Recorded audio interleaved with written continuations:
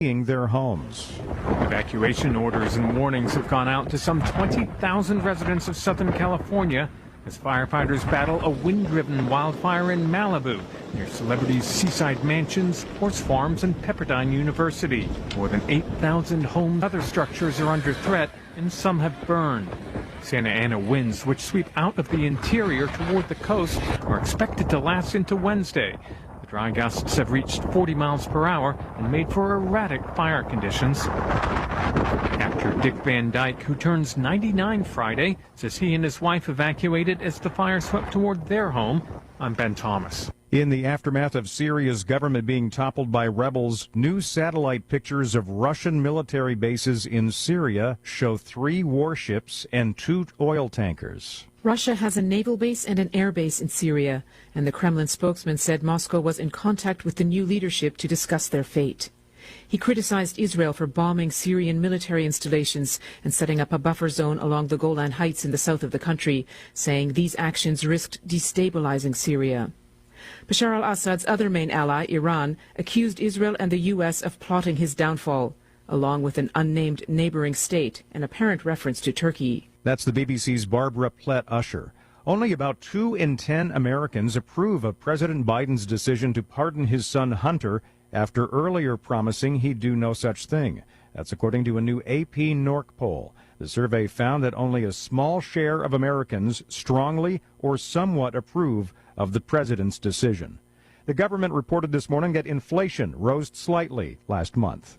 More at townhall.com. New administration has hinted at one of its boldest moves yet, America's return to the gold standard. Backing the U.S. dollar with gold would create stability in a time of rapid economic change, pushing the price of gold higher than we've seen in decades. Those who act now could be positioned to benefit the most. Premier Gold specializes in helping those with a 401k, IRA, or other types of retirement accounts utilize a little-known loophole to move some of their savings into physical gold. Today, they'd like to send you a free gold standard kit to help you decide if this process is right for you. Call 606-800-8000 to take advantage of current rollover policies. Early action on physical gold could position your portfolio for maximum growth. Call Premier Gold at 606-800-8000. Call 606-800-8000 now. Premier Gold is not a financial advisor. Please consult with your advisor before investing. Call 606-800-8000.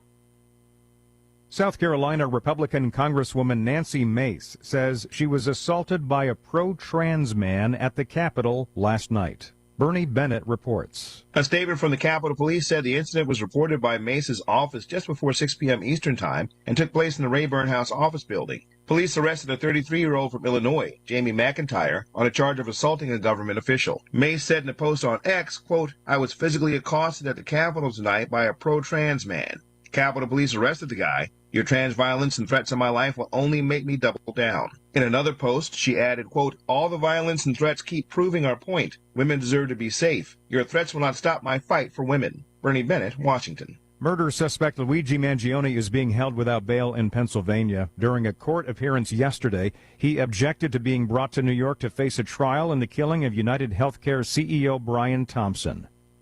News and analysis at townhall.com. Another NFL star has been the victim of a home invasion. Bengals quarterback Joe Burrow's home was broken into during Monday Night Football in the latest home invasion of a pro athlete in the U.S. Authorities said Tuesday no one was injured in the break-in, but the home was ransacked. Deputies weren't immediately able to determine what items were stolen. Both the NFL and NBA issued alerts to players following prior break-ins, urging them to take precautions. The homes of Chiefs stars Patrick Mahomes and Travis Kelce were broken into in October. In the NBA, Bucks forward Bobby Portis and Timberwolves guard Mike Conley also had their homes broken into. I'm Gethin Coolbaugh. Caitlin Clark is Time Magazine's Athlete of the Year. The former Iowa Hawkeye and current Indiana Fever guard had a historic 2024, breaking the NCAA career scoring record in the spring and then winning WNBA Rookie of the Year in the fall. More at townhall.com.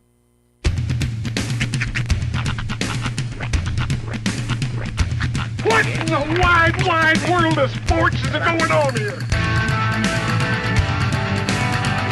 I promise you, Whatever scum did this, not one man in this force will rest for 1 minute until he's behind bars.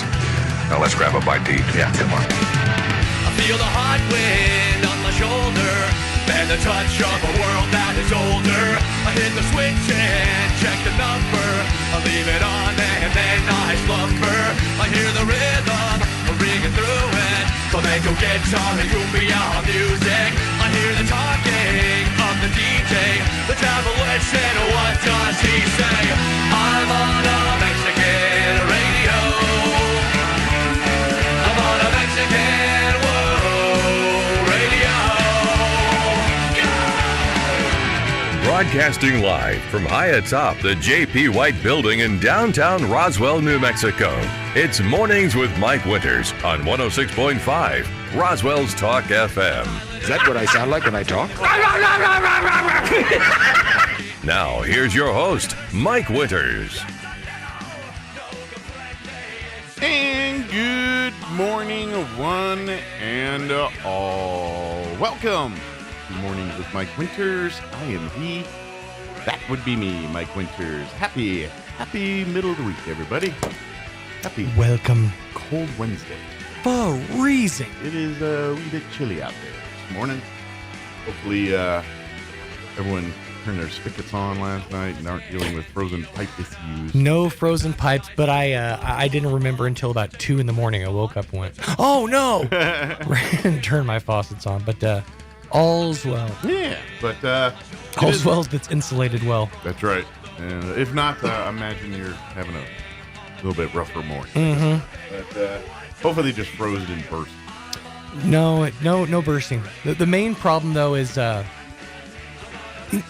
windows fog from both sides in cold weather like this. So like halfway down the road I had to stop and re-scrape and then doing this thing as I'm driving, and yeah, it's an adventure out there. The Ace Ventura hit out the window. Yeah.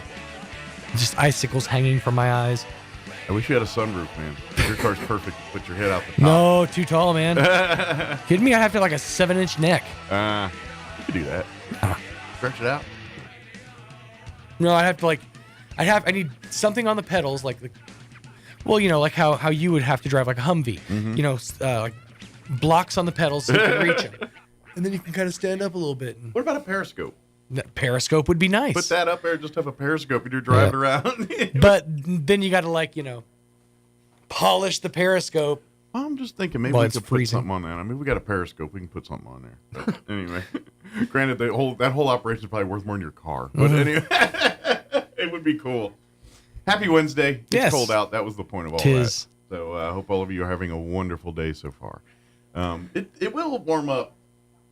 Not like warm. Yeah. But it won't be like we're supposed to be. Let me get to my weather. Yeah, we're supposed to hit like mid-50s today. So not too bad. It's not too bad. Cold New Mexico nights like this though are my favorite because you can just kind of like sit on your porch and just smell everybody's fireplace. Yep. Like all the cedar and the pinon and a lot of fireplace smells. Mm-hmm. And I like it to a point. Sometimes it gets a little overkill.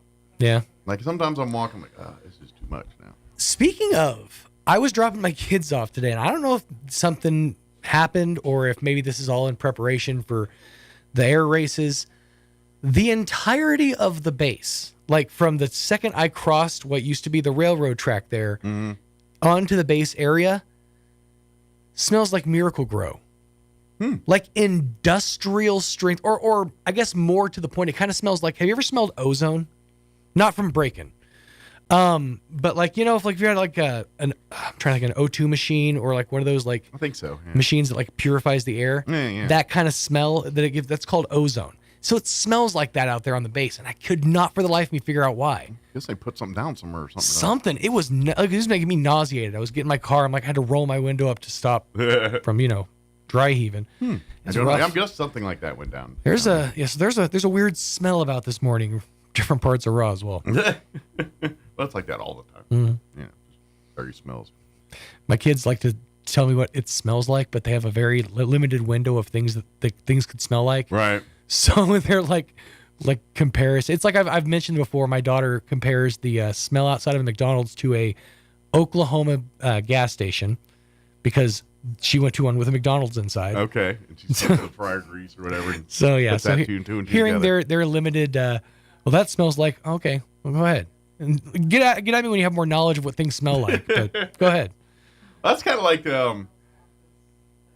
when John LeMay comes on, he talks about his books and stuff, and like he'll have his books about like ancient alien sightings and things like that. That always makes, because they don't have the vocabulary we did either, but they describe things that are similar. Yeah. You know, like they didn't know terms like saucer back then, but they're describing saucers. So it kind of reminds me of that a little bit, where, you know, she gets it, but because of she doesn't have the vocabulary or the understanding of other things, she doesn't know. So. Well, and then you start like examining or thinking about like Roman and Greek like gods, like, you know, what could that have actually been? Like, you know, thunder was what they thought was like, you know, the roaring of the gods or something. Sure. So those explanations, or even like Native American, like, you know, the great one in the sky. I'm not trying to, you know, appropriate, but you know, those are always like, that's just like a constellation they were talking about. They just didn't have the words to describe it. Sure. Of course, I always think natives, like their culture, they're just way more in tune than we are. They have a different vocabulary, but they know way more about land and earth and the how it jives together than we do. We don't have that. One of my favorite bits that a comic does is it's a Native American, but he says something very stoic and like, you know, like brave, and then just something real world. Like, for it is told in the night sky that the bear and the coyote will reunite. Also, have you seen my brother Subaru? That's good. I like that. Pretty good. Yeah. But yeah, I would just, anyway, I know we got way off topic. But Totally. But that kind of reminds it's cold me. outside is all we're really trying to say. That's what we're saying. Fireplace wood. It all kind of builds upon That's itself. right. It all goes back to ancient civilization. Although I watched a really interesting video last night. Right now, it's like it's the northernmost city in North America, I think, or town, village. Okay. It's currently in what's called their polar night. Okay. So from now until Is this in Alaska? It's way up in like north like Canada. Okay. It's technically the North Pole. Gotcha. They have like this big Santa festival every year because they say he like lives in the mountainside. Gotcha. Okay. But for a period from like October 27th or whatever until like the middle of January, it's just dark. They said it gets the lightest it gets is at about 11 o'clock when it gets like what our 6 o'clock in the morning looks like. And conversely, I'm going to guess in the summer they have days of non-stop light and no day. light. Yeah. Alaska gets that way too, where But I think in Alaska though, like it will get dark for like an hour or two, and same thing, you know, in the winter, it'll get light for an hour or two, and then it goes away. But it's such an odd perspective to be like, this is, you know, life has to happen, but your whole internal clock is off. Yeah. Kids are going to school right now, business is being conducted, but it feels like midnight, you know? Well, and you know, we live here and we expect sunset and sun, you know, roughly around the same time, but even in non-North Pole places, it's like that too. I mean, I'll never forget going to Germany and all that. And I was there in May and June, and it would not get dark till like 11 o'clock at night in Germany. Right. It was literally, because I had to be up at 6 and everything, so I tried to go to bed a little early, and it was always daylight at 10:30 when I'm trying to go to bed. I'm like, what is going on here? What is happening? That's why everybody eats later over there. Yeah. But anyway, it's just, you don't realize how the day is not the same to you, even in places you think are, you know, not the archaic North Pole where two people live there. No, where actual people live. They get long days, and it's kind of interesting. I know Alaska, they do have, like, that's a mental health thing. Like in the winter, they're really, because seasonal affective that dark disorder, and stuff, it leads to depression and a lot of other mental health issues. You can actually be prescribed a light. It looks like a stand-up mirror. Sunlight or something? Well, it's like a stand-up mirror, but it gives off the natural sunlight, UV. Imagine like you starting a tanning business in Alaska might be a pretty good money. Just a bunch of George Harrisons walking around, just bronze bombshells walking the streets of Alaska, and it'll really pop with that next to the snow. Just offsets. I think that might be my gig. I'm gonna start a tanning business a lot in Alaska. And I'll tell it a wellness center, like a mental health thing. And of course, not tanned right around here. Yeah, everybody's got very white eye sockets. You have goggle tan. And then some of them have the the white line at the hairline where the sun didn't, the tan didn't quite hit there. So it looks like you outline your face. The line of demarcation where the shower cap obviously was. Right. Yeah. All right, let me give you the rundown today. We do have a full slate for it. I think both of our guests are here now for our first slot here. So let's get her going. We're gonna have this hour we're gonna have Denise Trowbridge join us. She's back with Scouting USA, even though she was just on the other day. But this time she's gonna be coming with some of the folks from Loveless Hospital. Loveless and Scouting USA, their partner, they're starting a new Explorer post on their medical side. So and Loveless is the kind of the parent sponsor of that. So we're going to talk a little bit about their new Explorer post together. In the 8 o'clock hour, about 8:15, Superintendent of the RISD, Brian Luck, will be joining us here, give us an update on last school board meeting and other things happening around the district this morning. And then in the 9 o'clock hour, we're going to play our interview we had yesterday with the ladies from the Chaves County Federated Republican Women talking about their next meeting, which is next Wednesday at the Elks Lodge. And it's their Christmas meeting, so they're going to have a little special Christmas fun and food and festivity. So we'll play that interview for you here about 9:15. Just the whole exploring medicine thing. I'm sure on the day they visit the surgery wing. It's very interesting. Just one overzealous surgeon's like, go ahead, reach your hand in there, explore around. I put a Skittle in there. Lost a wedding ring in here last week. Anybody that can find it, extra credit. That's right. It's a pricey one. I'm a doctor. They're expensive. All right, it is 7:16. Let's get you up to date on the weather. I'm meteorologist Steve Hamilton with your Pecos Valley weather. Fairly cool temperatures for the next couple of days following that cold front that moved through. We have high pressure moving in, a few clouds today, but some sunshine as well. We'll be in the upper 50s down to about 30 and some clouds for the overnight hours. Then we get a mix of sunshine and clouds on Thursday. We're back up to about 60. Our warming trend will continue on Friday, sunshine and mid-60s. That's your latest forecast. I'm meteorologist Steve Hamilton.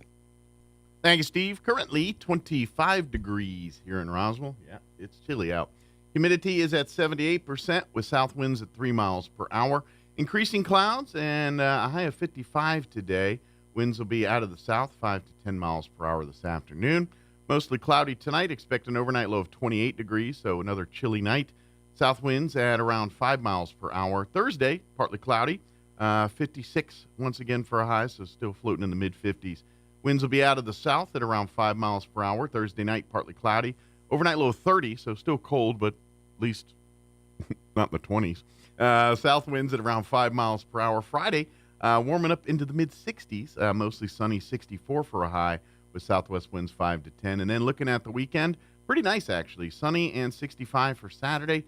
Sunny and 66 on Sunday. And it looks like we'll start next week in the low 60s as well. All right, it is 7:18. We're going to take a 3-minute break, and then we will talk Scouting USA and their new Explorer post with Loveless Hospital. That's on the other side. Don't go away. Hi, Chef Anthony Noble here with the Valley Cafe at 801 West Brasher. We love serving you our delicious meals for lunch and dinner. The next time you're in on Monday or Tuesday, bring the family and take advantage of our kids' dinner special. With the purchase of an adult meal, you get a kids' meal for 20% off. That's right. Get the kids fed, save a little money, enjoy what I got cooking in the kitchen.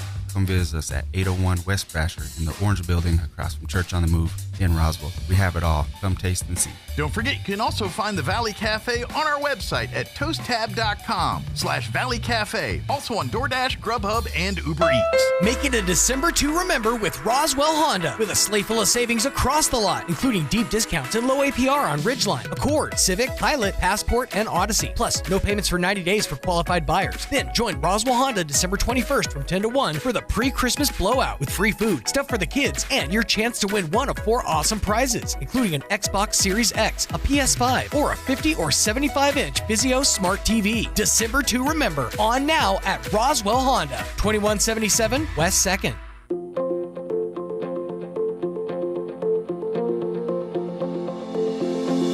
There are 3 key phrases that need to be spoken on a regular basis in a healthy marriage. Hi, this is Pastor Troy and Julie Smotherman for The Joy of Marriage. You know, for over 20 years, Julie and I have been sharing these 3 key phrases, and here they are. I love you, I'm sorry, and I forgive you. Ephesians 4:32 says, be kind and compassionate to one another, forgiving each other, just as in Christ, God forgave you. You know, it's so easy to expect others to love us, to say I'm sorry, and to forgive us. But you know, it's really a gift that we give each other. You know, the Bible teaches us we sow and we reap. Sow into your spouse, I love you, I forgive you, I'm sorry. And then you'll reap a harvest in return. Someone has to start the process. Let that be you today so you can really enjoy your marriage. If you have any questions or would like further information about the Joy of Marriage Ministry, please go to jomconference.com. You have a life, places to go, things to do, people to see, but it's hard to enjoy life when you have pain. You don't have to live that way. Softwave Therapy from Premier Chiropractic in Roswell can help you. Softwave's cutting-edge technology is non-invasive and can help your body heal. This new technology uses therapeutic energy waves to activate the body's dormant stem cells to promote natural healing. Sessions are quick with short treatment times. Start healing today. Call Premier Chiropractic at 623-2900 or visit healthyroswell.com. Roswell Tire and Appliance has a great selection of brand new refrigerators, freezers, ranges, washers, and dryers, all with special Black Friday and Christmas pricing. With Roswell Tire and Appliance, you can have it in your home for the holidays. Save even more on their selection of scratch and dent appliances. Plus, find a huge selection of tires and the people that can help you get it done. Roswell Tire and Appliance can repair your appliances as well. They pride themselves in service long after the sale with repair warranty, and they deliver to all of Roswell and the surrounding area. Roswell Tire and Appliance, 101 South Main in downtown Roswell. Here's a Mornings with Mike Winters fun fact. Astronauts are not allowed to eat beans before they go into space because passing wind in a spacesuit damages them. The suits for the astronauts. Here's Mike Winters. And good morning. It is 22 minutes after 7 o'clock. And joining us in studio this morning, of course, from Scouting USA, Denise Trowbridge back with us. Like we were joking in the commercial break, we got a special spot for her now since she's here all the time. Thank you for having me. Good morning. And also from Loveless Hospital here as well, we have Christy Escondon and Marls Foley. Yes. Did I get them right? You did. Good morning, Sweet. Mike. Thank you. Good morning, ladies. How's everybody doing this morning? Good. Doing great. Little chilly. I will say it's a little chilly, but I can't do anything about that. But what we, of course, we were talking with Denise, and of course, we were talking with the folks from the Lions Club the other day, and talking about their support for scouting and things going on there, and scouting growing here. Well, Loveless is also partnered up with Scouting USA here as well to offer.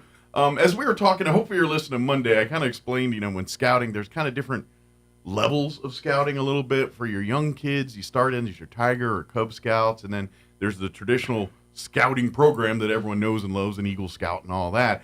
But then for generally older students, there is the Explorer program, and those there's as many different ones as there's ideas to have one. And so there's Explorer posts across the country dealing with law enforcement, firefighting, sailing, woodworking, medical stuff. Healthcare careers. And that's where Loveless comes in here too. So you guys got on board and worked with Denise in scouting here to create a couple different Explorer posts that we're working on here. Absolutely. It was really special when Denise came to me. I was an Explorer Scout growing up when I was in high school. So you know all about exploring and all that. Absolutely. I'm very curious. What was your? I was in EMS. Okay, so not too far from the tree we're talking about here right now. Not at all. And so we were trained in first aid, and we actually went on ambulance runs with our sponsors and everything like that. Cool. So I'm going to take a stab that experience is probably part of the reason where you're doing what you're doing today. Absolutely. My thought at one time wanted to be a physician, but then nursing found me, and it all stayed in the same realm. And so when she brought that idea up to me, I was like, absolutely, count us in. So you're going to be kind of the Explorer leader and be the, I don't know what the Explorer, I say Scoutmaster, but that's probably not the right term for the Explorer. Post advisor. Post advisor. That sounds way more. It sounds very wise, it does. doesn't it? Although it does feel like you need a box of Post cereals that you're just, I'd go with the Raisin Bran. There you go.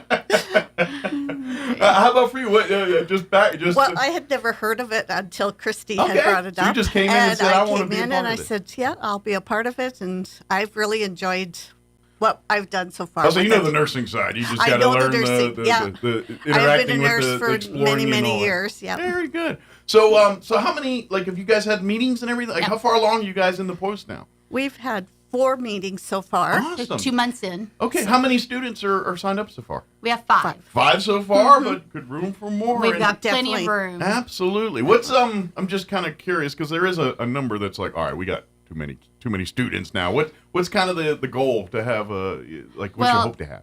We have 4 volunteers right now that are working with them, and so I think we could easily go up to 20 and still Excellent. have a great experience. And it would be a good problem with more students, and then we would get more volunteers. More volunteers, more advisors. Maybe we need to start a second post to handle. Absolutely. Here. But so kind of talk a little bit about what this Explore post, what you guys focus on. I mean, it's medical, obviously, but is it more nursing or is it more broad? No, it's more broad than that. Okay. So we have 2 meetings a month, and our program formatting, one of the meetings a month, we look at a healthcare career. So we've done radiology and all the different fields within radiology techs. Okay. We've done nursing. We'll explore physical therapy, all the therapies, and just the wide variety of ways you can be in healthcare and not be a nurse. Or Just not kind be of a throw as doctor. much opportunity at these students to see what kind of they gravitate towards. Absolutely. Then the other meeting a month, we focus on a health condition.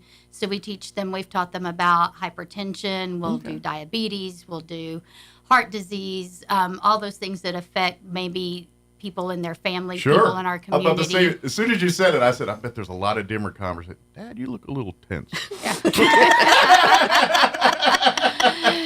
We did teach them how to take blood pressures and sent them home to do it on their families. Yeah. So Absolutely. So great. You got a little mini first aid. That's just like scouting because every scout knows first aid. That's kind of part and of we the will deal, have so. that coming in as well. Excellent. Well, yeah, because I imagine they'll be done. All right, now we're going to bring in the Boy Scout or the scouting leaders because they're going to teach first aid because we don't do these kinds of splints in a hospital. These are things you do in a campground. Skills apply across the board. Exactly. But but to get that, to triage from that to that, it's, and plus I imagine because of what you guys do on a daily basis, you get to take them into these rooms to see some of these things that they would never normally get to do. Now, obviously, they're not when the ER's going and it looks like an episode of ER. They're probably keeping you out of there. But there's times you probably get to go and see the ER, and some of these folks, and when they do see it, it's generally not from a place of happiness. So they get to see it in a different light and see kind of the inside baseball. We all see it from one perspective as a patient or a family member of a patient, but they get to see what's going on in between the stuff and what the nurses and the doctors are doing. And learn how equipment works. That's one of the things I'm excited about. It's explaining how all these different machines look inside of our bodies. Sure. It's amazing. How it does its scoping. Oh, I mean, it's like even and I'm like mammography technology. Mm-hmm. It's so night and day different in 2024 than it was 10, 20 years ago. Absolutely. And so for them to get, and I'm going to take a stab that the students that are looking at what's right now, 20 years from now, this is going to be outdated and antiquated technology too. Without a doubt. That's just how science works in medicine and technology. Absolutely. Because I'm going to take a stab that when you guys started nursing, this equipment was probably either, experimental or not thought of yet. Or, right. You're doing Didn't it in exist. a different, that's not how we did it when we started nursing. There were no computers. Yeah.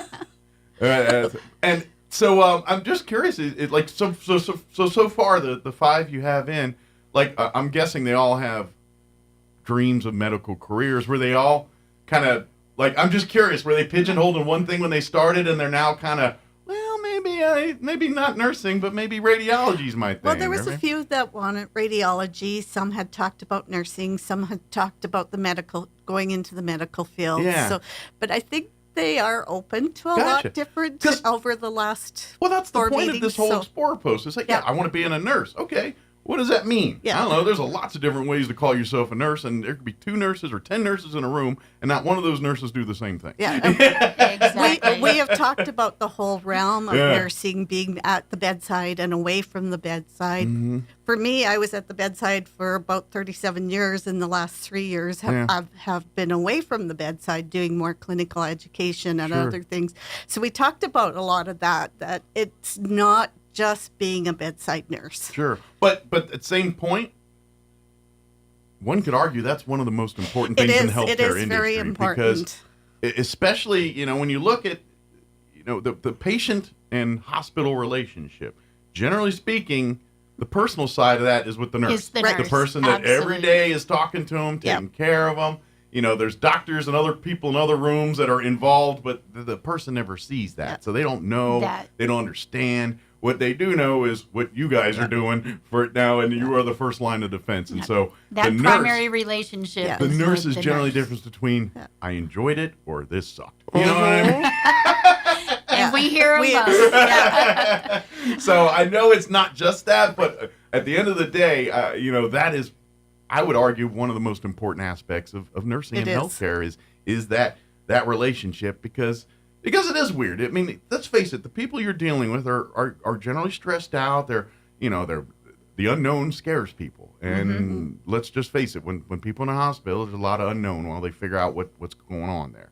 And so people act different ways under stress and things. They do. And this is why nurses are such, because they got to put up with the crazy. They got to because at the end of the day, you're like, I understand if they weren't seeing them on their worst day. It's just like the same thing when I tell people when they go adopt pets over at the Humane Society or Animal Control. I was like, don't forget, you're seeing these animals in their worst possible. They're in jail, basically. And how would you act and feel if you're hanging out in a jail cell all day? Probably not. Hey, how you doing? Come on in. Let's have a dinner. You're not feeling that way. And I said, it's no different in a hospital. These people are sick. They're cranky. They're tired. Just like y'all. When you get home and you have a headache, I'm sure you're not a pleasure to be around. Definitely. And this is what, and so that really is that part that sometimes defines success or failure with a healthcare experience. It does, and that's why that relationship for over 26 years straight has voted nursing as the most trusted profession, and we take that very seriously, and we want to impart that to these young people who are considering a career in healthcare. And for folks who don't realize it, as far as nursing goes, you could literally be a doctor and still be. I mean, you can do everything a doctor does pretty much and still technically be called a nurse. Well, there is a doctorate program in nursing, so yes. So nursing, like when we say it's such a broad term. It is. It was hard to get all of those options into a single meeting. We'll probably overflow into other meetings as well. Sure, but I imagine like qualifications. So like whether you're the elementary school nurse there or the nurse in an ER, you have to go through the same training. You start off the same. Have that foundational body of knowledge that's common to everyone. But what you personally like in your work style and lifestyle, some people love fast paced and they love living on the edge and they're like, no, put me in the ER where the fat. Other people are like, no, I just want to deal with some bloody noses and a few headaches here and there. Exactly. You know what I mean? The tummy aches. But whatever you want to do, that's what you get. And that's the beauty of nursing, too, because I imagine when you start to get burned out one area, it's like maybe I need to go slow down a little bit, or maybe I need to, in a less fast-paced office or something like that. Absolutely. Yeah. But that's where you get to learn all this stuff. And the beauty of everything medical is it goes because wherever human beings are, you're needed. And so you write your own ticket wherever you want. And, of course, we'd love to have you stay here in Roswell, maybe someday be a nurse or a doctor or some specialist at Loveless. But if you want to move to I don't know, Antarctica, guess what? There's some people there that are going to need health care. There's a need. You know what I mean? And that's the great thing about it. So maybe this might be an opportunity to explore. Yeah. And plus, this is also a great thing because medicine is one of those things that you want to do it, and then you see someone bleeding for the first time, and you pass out, and you're like, maybe this ain't for me. But there might be another area that is the right thing. Exploring could kind of expose that or give you, if you're really having an interest in this, and you're, what is 16, I think is the 14 to 20-year-olds. 14, so I'm even wrong. You can go even younger, 14. Yep. Freshman through senior, basically. Yeah, high school. Gotcha.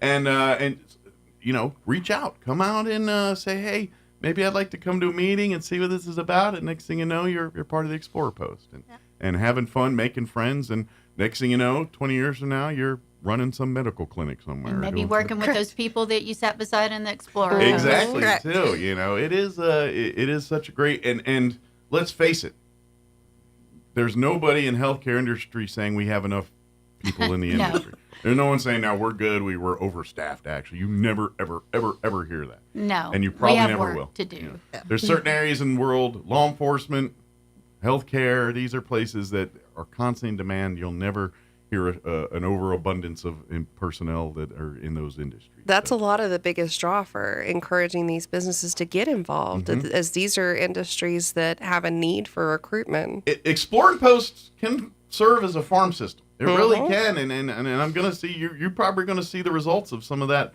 Obviously it's going to take a few years as these kids get old enough to get certified. But we can have the ability to track them through there and stay with them and mentor them through that. Absolutely, and here's the other thing: teaching the right way to do healthcare and the things, because I'm sure nursing school and all that, they're going to teach you everything you need. It's no different than any other lawyer. You get the law degree, everything, but you really learn the job when you're sitting there doing the job, and you can train to your heart's content, but something doesn't train you for bedside manner and how to deal with a patient. I mean, every situation is unique, and until you do that, that's where you get good at it.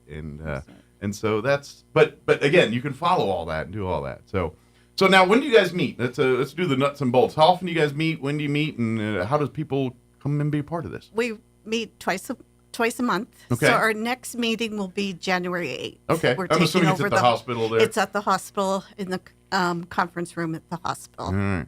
And from 7 to 8:30 in the evening. Excellent.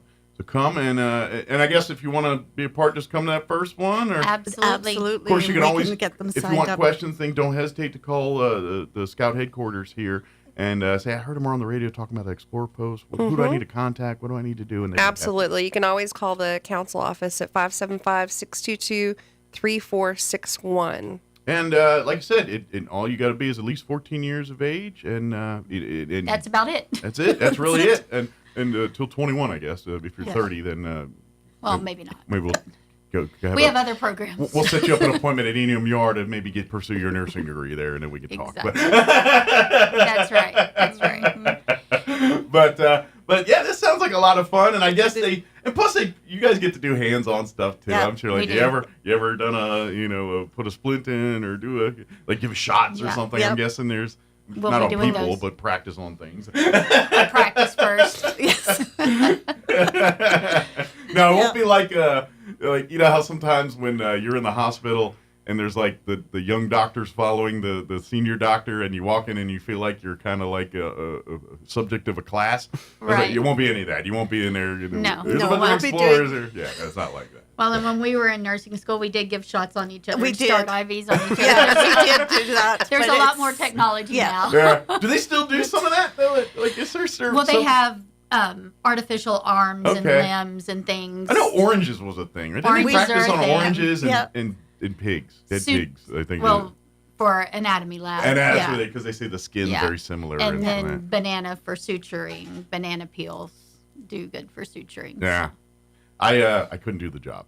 The moment, like I'm an Eagle Scout, so I can do first aid if I have to and all that, but I don't do blood, man. I learned it from my father. I was I don't know 14, 15, and my dad was pulling some shutter off the side of the house, and he had a crowbar, and the crowbar kicked back and right between the eyes, and he bled like a stud. It's a facial, and it was, and I literally almost passed out. My knees got weak. I'm like, oh my god! I was like, my mom kind of jumped in, but I don't know. It was the first time I seen like a facial injury like that. I was like, I don't feel so good. Nursing is not for me. There are areas in healthcare that deal with very little to no blood, so we can help you find those. Sure. Well, I imagine too, because there's like the lab side. Right. Where literally there's nurses and they're just putting various sciences. liquids in various test tubes and seeing results and, testing this to, that's all part of it too. So even if you're maybe your bedside manner is not like, I don't really like, maybe there's that aspect of medical where you're in the labs doing that and you're not necessarily doing, customer service. Right. It takes all of those pieces together. Yeah. The other thing that we emphasize in the Explorer Post are leadership skills as well, and developing confidence and leadership abilities. And so we focus on them kind of coming out of their shell a little bit. It can be intimidating when you're exploring new things. But we want to develop those aspects of them as well, that even if they decide not to be in healthcare, they'll have skills that they take wherever they go. Absolutely. Yeah, that's scouting in general. You know, we talk about an Explore post are obviously very niche on the subject of which they are focused on, but all of scouting focuses on that leadership element, preparing young people to be adults. Right. Whether it is with that skill set or they take it to painting or whatever else that, you know, floats and is their desires or dreams. But that's what it is, to give you that. So, yes, you learn the leadership there. I imagine you guys do have a sense of leadership. There's probably a youth leader in some kind of, you know, process, kind of very similar to scouting, where you have your senior patrol leaders and patrol leaders and you know, your chain of command. There's probably stuff very similar to that. But, you know, obviously you guys focus. It's not military. Don't get me anything. Yes, sir. No, sir. Yes, ma'am. It's none of that. No salute. Well, Boy Scouts have saluting, but not so much in Explorers. But that it's really all about the it's really a friendship thing. It's a social thing as much as anything. Like if you're looking to make friends with like-minded interests and people probably around your same age, and it's a great opportunity here to meet some new people and who knows. But you know, the other thing I part of like about exploring is you meet new people and make new opportunities and make new connections, which creates new opportunities for you down the road. This is something that young people need to learn. Foundation for a lifetime. It really is. I mean, getting formal training and all that's important, and you got to do that. But the connections, the people you meet along the way, those relationships you establish, those are going to be the things that serve you well in life. Because you never know when you tap into that again, or you know your friend, or next thing you know, you two are working on a project where you create the next big widget or whatever. That's the paths the people you cross and the paths you meet and things you along the way. Make a big difference in what you do later on in life and stuff. So exploring is a great opportunity for all that too. Outside of learning how to be a nurse or how to to learn about the healthcare industry, you're learning how to learn your way in adulthood too. And that is something that is so important. It's worth mentioning that these youth that are already in this program are from all the different high schools here in Roswell. But this is open to anyone. Yeah. It doesn't have to be Chaves County. No. If you have an interest in the healthcare industry and you're between the ages of 14 and 21, that's it. That's all we need here. And come to the meeting and we'll talk and get you involved and signed up and set up. And I also want to throw this little gauntlet out there too. They're always looking for new Explorer posts and opportunities here. Yeah. If there's other businesses or organizations that are listening that think, you know what, we could do something like this for youth in our industry. Maybe it's welding. Maybe it's, like HVAC stuff. Maybe it's... So the feedback that I got from the youth when we were at the high school recruiting is they're looking for automotive repair. Okay. They're looking for trades. I know you mentioned that the other day, and I'm just saying... Carpentry, plumbing. And those are the industries that are struggling to recruit. Yeah. So there's a need. And again, what we were talking about earlier, we're kind of building a farm system here for you here. And this is, we look at, what Loveland's is doing here, and it's great and all that. But at the end of the day, this is going to be a service to the community.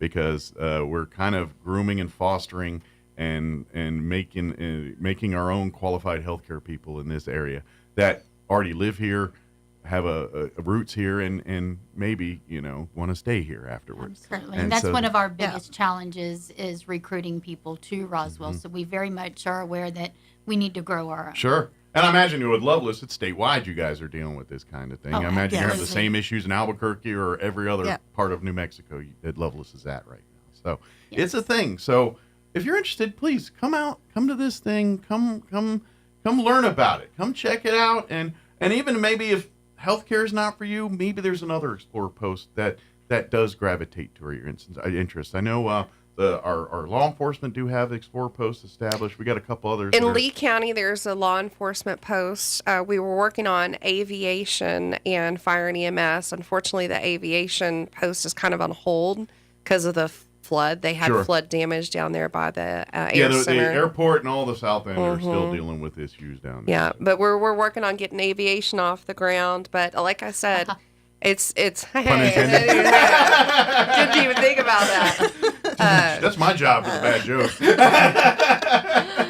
But we're definitely looking for other avenues. And again, based on the feedback that we got while I was out there recruiting in the high schools, there is a need. Yeah.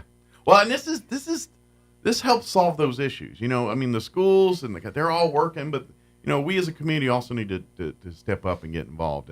And this is part of that in creating these opportunities through And scouting, I've always, I say it every time I'm on the radio. As an Eagle Scout, as a product of scouting, I am who I am because of scouting. And you know, my parents did a good job raising me, but by putting me in scouting, they gave me so much more that even they couldn't. Testify, Mike. I'm not trying to, my parents were amazing parents. I'm not trying to do that, but you know, scouting, a lot of things I've experienced and done, and all that through scouting, and whether you get in it at 8 or 16, as long as you get in. You know, there's some good stuff there, and there's some.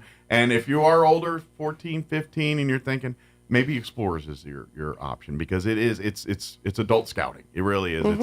It's not as much of the uniform and some of the, if that's not your thing, but you want to learn the career and get the social side of it and all that, exploring is probably your best avenue for some of that. Yep, and none of this takes place without the volunteers that lead these programs. Yeah, so. Well, that's just it. You guys, you know, as nurses, I'm sure you're nurses. It's not like you said, I'm looking for more things to do in my life. I have a lot of free time now. That's right. I'm sure these statements were not said. So you're absolutely correct. Thank you for doing this. Yes, thank you. And the fact that, and I love the fact that you were to explore yourself, and this is the exact why Explorers is awesome, because I'm going to hope there's going to be a young student in your group that's going to be you. That I would hope 10, so. 15, 20 years from now, they're at wherever they're at, and they start an Explorer post very similar to this. You know? Absolutely. Yeah, that would be the cool thing. So, one more time, if anybody has any questions, what's the best way to get a hold of you guys directly here? Through Loveless Hospital? Sure, through Loveless main number, or you can call me directly at 575-625-3215. And the Scout office, if they have any questions. Well, if you're interested in learning more about the Exploring program, you can always visit exploring.org. All of the different exploring opportunities are up there. Yeah. Check to see if your business is one that we have a post set up for. Yeah. Or do we need to start talking? Or we need to start talking about one. That's right. You'd be surprised how many exploring opportunities there are out there, just like merit badges. Absolutely. I mean, think about it. What cooking? Why can't some restaurant There's or culinary something, arts. There's Absolutely. culinary arts, there's one. creative writing, there's marketing, there's communications. So many opportunities. Shoot, Yeah. someone could, maybe you just have a passion for woodworking, or, you know, I like to make art with metal or something. There's a Start post for that. you know? Humanities. Yeah, there's all kinds of stuff. Come on, you know, So art. exploring.org for all of that great information. And if you have any questions about this post or starting a new one, you can always call the council office at 575-622-3461. And of course, the council website is nmscouts.org. Very good. Yeah, it's way easier to spell than Conquistador Council. Yeah, we changed that about my first week here. We got a new URL. I'm like, oh, man. I know there's a Q in there somewhere. I'm just like, there it is, Google. Yeah, that was a no-brainer to change the URL. Yeah, I love it. It's a great name, but it's hard to spell. But is there any information we missed? Anything that I skipped over? We just wanted to cover that. No, I think you did a great job letting us cover it. Well, I'm glad that this is happening. I'm so glad that, and we'd love to come back and give us updates. And we will. Maybe as we get some of our explorers, as they get a little more experience, maybe they can come in and show off some of their skills and knowledge and what they've learned. So absolutely. Deal. Well, thank you, ladies. I appreciate it. Oh, stay warm. I know it's going to be cold today. And do you guys both work at the hospital? Yes, we do. All right, now you get to go back and eat one of those awesome burritos. You didn't think I was going to not talk about burritos. You didn't think we let you all leave this room without me talking about them burritos. They're lovely. That's right. They're there. You don't have to be sick to go there. I'm telling you, if you just want to eat good breakfast, go to the Loveless Hospital and eat a breakfast burrito there. I know most people don't think let's go to the hospital for breakfast, but they got amazing burritos. We do have a lot of people come in for years and years to eat our Maybe breakfast. you should start an Explorer post on cooking them burritos. That's all I'm saying. But thank you. We'll see y'all next time. Thanks, Mike. Thanks, Mike. All right, it is 7:49. Let's pause for news and your sports and all that. Don't go away. Now for your Pecos Valley News Update. I'm Jared Cirillo. One person now facing formal criminal charges after a Friday night crash that injured a pedestrian in Roswell. 35-year-old Gregorio Varela is accused of leaving the scene of an accident and for failing to give immediate notice. The crash in the 1700 block of Old Dexter Highway happened about 7 Friday night. Police reports indicate Varela struck the pedestrian as he drove northbound, leaving the man lying at the side of the road even after returning to the accident scene. After calling a female acquaintance, the report says he finally reported the accident about 20 minutes later. The Eddy County Sheriff's Office is starting a new IGNITE program involving jail inmates. IGNITE stands for Inmate Growth Naturally and Intentionally Through Education. The program was founded in 2020 and has been endorsed by the National Sheriff's Association. Sheriff Mark Cage has been working to bring the program here for about a year. Eddy County will be the 20th agency in the U.S. to adopt the IGNITE programming. You're up to date. I'm Jared Sorello. Dealing with winter weather is a total pain, but did you know it's also a nightmare for your tech? Especially your phone. It hates the cold.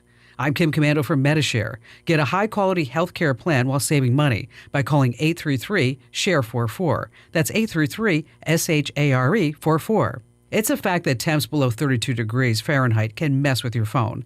Lithium-ion batteries hate the cold. They drain fast and can even shut down. Your screen might get sluggish or stop responding. Extreme cold can make it brittle enough to crack, and your phone's performance might slow way down when it's shivering. So what can you do? Start by leaving home with a fully charged phone. Slap on a case. Bonus points if it's insulated to keep your phone feeling toasty. Most phones love that comfy 70-degree zone. Don't abandon your phone in a freezing car or drop it in the snow. And whatever you do, no hair dryers or microwaves to warm it up. Seriously, people, don't do that. Get tech ahead with my free newsletter. Sign up at getkim.com. So right now, maybe the perfect... Running a business is tough. Operational demands change fast, and keeping up can feel impossible. That's where DSI comes in. We've been helping local businesses thrive for over 25 years. You might know us for printer products, but we're your one-stop shop for cutting-edge office technology. From managed IT to video security, audio-visual technology, and more, DSI has everything you need. We're flexible, local, and have the resources of a national corporation. Be more productive. Make more money. DSI, the heartbeat of business. Visit DSINM.com. Thousands of people now. And here's the thing, if you join before December 15th and you mention the promo code SHARE, they'll waive your application fee. So you save even more right off the bat. I'll give you the number here in a second, but just call and you'll get a price within 2 minutes. And again, the deadline is December 15th. So call now, you'll save even more. Here's the number, 833-SHARE-44. That's 833-SHARE-44, 833-SHARE-44. I'm meteorologist Steve Hamilton with your Pecos Valley weather. Fairly cool temperatures for the next couple of days following that cold front that moved through. We have high pressure moving in, a few clouds today, but some sunshine as well. We'll be in the upper 50s down to about 30 and some clouds for the overnight hours. Then we get a mix of sunshine and clouds on Thursday. We're back up to about 60. Our warming trend will continue on Friday, sunshine and mid-60s. That's your latest forecast. I'm meteorologist Steve Hamilton. Running a business is tough.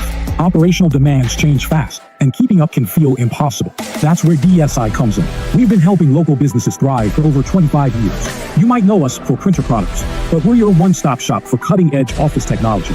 From managed IT to video security, audio-visual technology, and more, DSI has everything you need. We're flexible, local, and have the resources of a national corporation. Be more productive. Make more money. DSI, the heartbeat of business.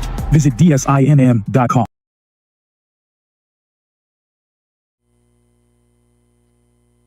It's time for the Chaves County Sports Report. We got a couple of scores for you from last night. We didn't get all the scores reported, but we got some. The NMMI boys, for instance, moved to 3-2 on the season by beating Tatum. The score was 47-30. Tatum is now 2-3. Next up for NMMI will be a game against Socorro tomorrow, and it's 11:30 start. That means it's a tournament game if you're playing games in the middle of the day on Thursday. Meanwhile, the Roswell girls last night defeated Lovington at home by a score of 58-56, a squeaker, and the Roswell Coyotes are now 4-1 on the girls basketball season. They will be playing in a tournament in Moriarty coming up on Thursday, the Alice King tournament against Melrose. That starts at 5 o'clock. Goddard is in the same tournament. They'll be playing Bernalillo at 1 o'clock. The Sports Report brought to you by DSI. Call DSI for all your office technology needs. I'm Eric Butler at Roswell's Talk FM 106.5. With the Wall Street Business Report, I'm Bill Alexander. President Biden has made the case for the strength of his economic legacy as he prepares to leave office next month. He says President-elect Trump would be inheriting a desirable situation and warning of the risk of the incoming administration's proposals. Biden delivered remarks at the Brookings Institution, touting the results of his economic agenda over the past 4 years. The proposed merger between supermarket giants Kroger and Albertsons floundered after judges overseeing 2 separate cases both halted the merger. One judge issued a permanent injunction barring the merger in Washington state after concluding that it would lessen competition in the state.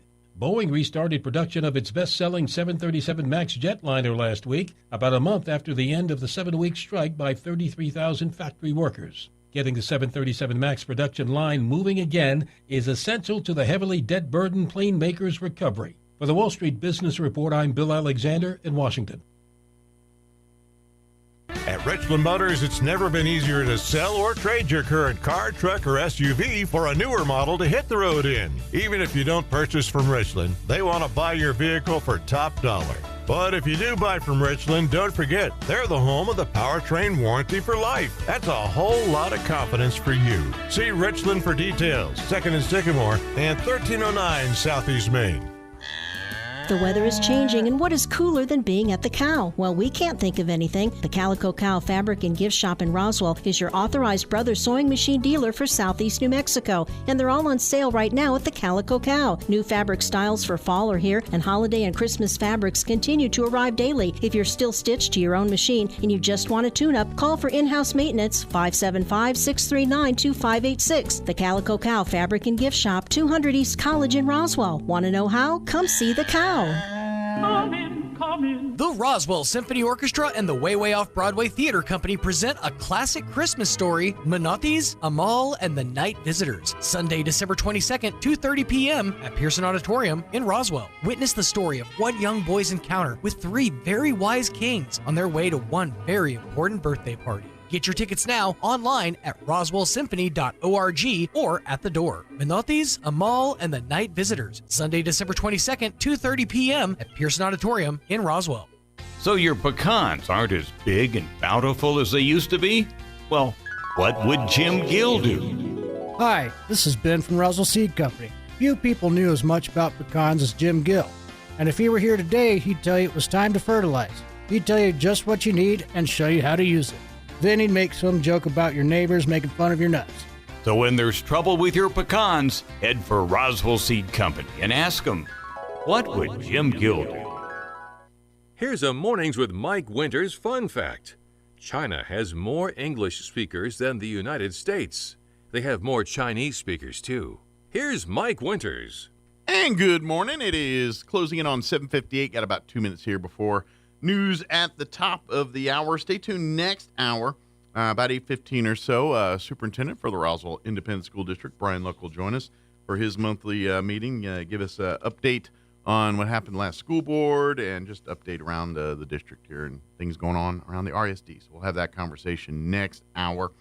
Of course, this weekend and next, we were just talking with Denise and the Scout Hut and all that, but the Midday Lions, they're doing their carriage rides for to go see the Christmas lights. They'll be doing that this Friday, Saturday, and Sunday. And again, next Friday, Saturday, and Sunday, they're going to meet at the Scout Hut there on Aspen, and that's where they go. If you go to the Midday Lions website, I believe it's middaylions.org, and then you can go and reserve your spot, but do it today because those spots fill up quick. It's the Lions Club big annual fundraiser, and they go out and they go out to the lights and the carriage ride. It's really nice.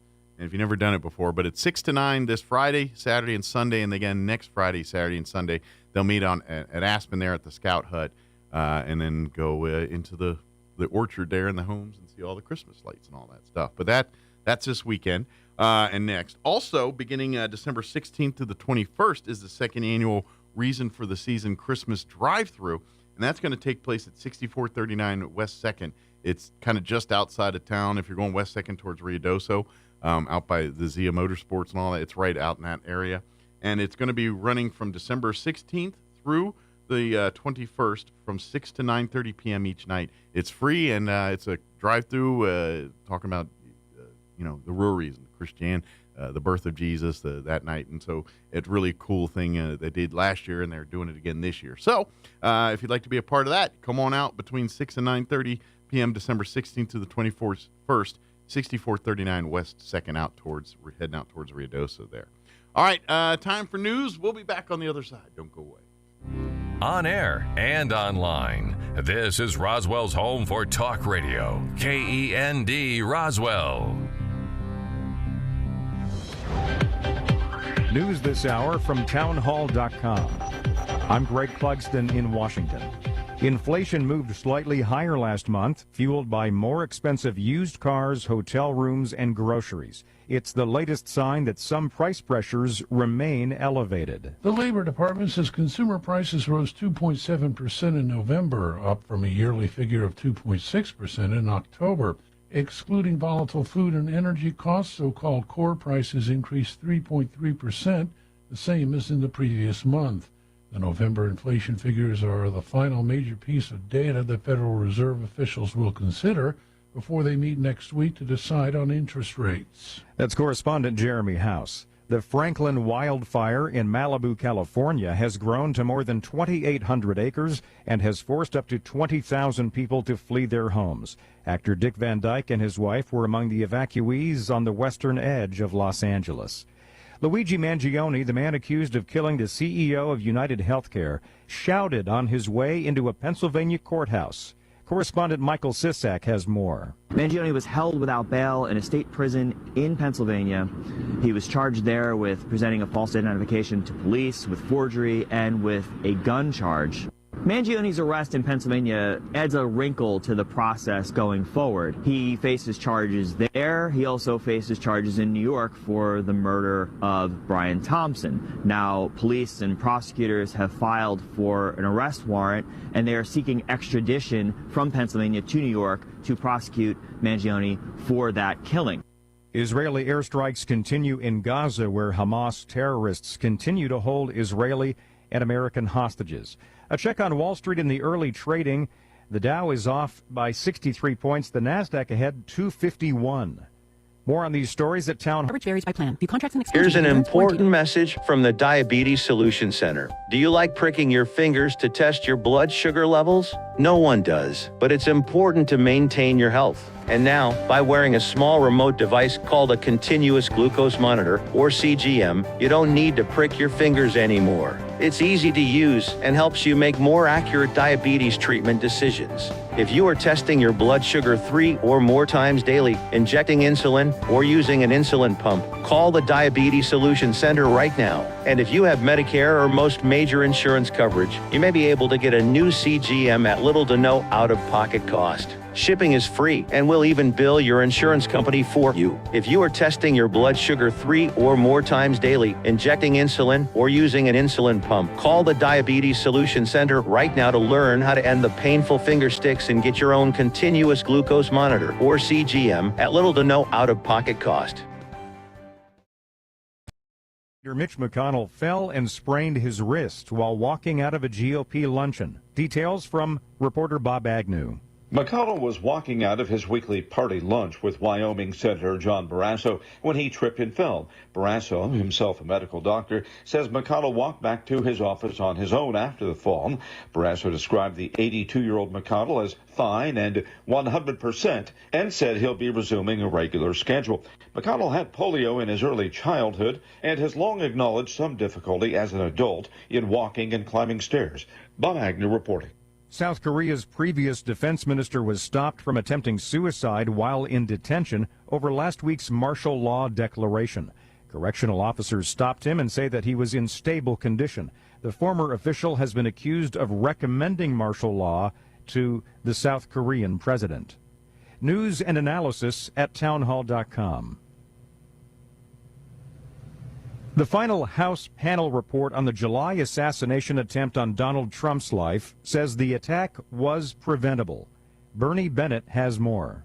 The panel's newly released report confirmed its previously publicized conclusions, detailing how the attack followed a convergence of failures before and during the Butler, Pennsylvania rally, where a gunman opened fire, killing a spectator and injuring Trump and 2 others. The report, drawn from 46 witness interviews, hearings, briefings from federal agencies, and a site visit, but there was not, quote, a singular moment or decision of failure. The House report also addressed the second would-be attack on Trump in September, when the former president was golfing at his course in West Palm Beach, Florida.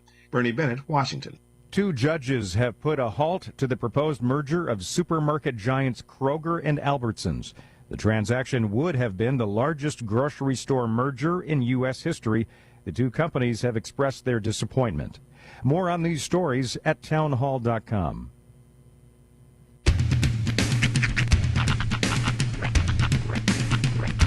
What in the wide, wide world of sports is going on here? I promise you, whatever scum did this, not one man in this force will rest for 1 minute until he's behind bars. Now let's grab a bite to eat. Yeah, come on. I feel the hot wind on my shoulder and the touch of a world that is older. I hit the switch and check the number. I leave it on and then I slumber. I hear the rhythm ringing through it. Flamenco guitar and cumbia music. I hear the talking of the DJ. The travel listen, what does he say? I'm on a Mexican radio. I'm on a Mexican radio. Broadcasting live from high atop the J.P. White Building in downtown Roswell, New Mexico. It's Mornings with Mike Winters on 106.5 Roswell's Talk FM. Is that what I sound like when I talk? Now, here's your host, Mike Winters. And good morning. It is 6 minutes after 8 o'clock. Welcome to hour number 2. The Deuce of Mornings with Mike Winters, right here on 106.5 Roswell's Talk FM. Happy Wednesday, everybody. Indubitably. Hope your Wednesday's going well. It is. It's kind of a different vibe this Christmas countdown season. Like things are just we're closer to the finish line than we've been in previous years. Yeah. Kids' mom and I, as far as like getting presents, things coming in. Like this has been a more organized Christmas.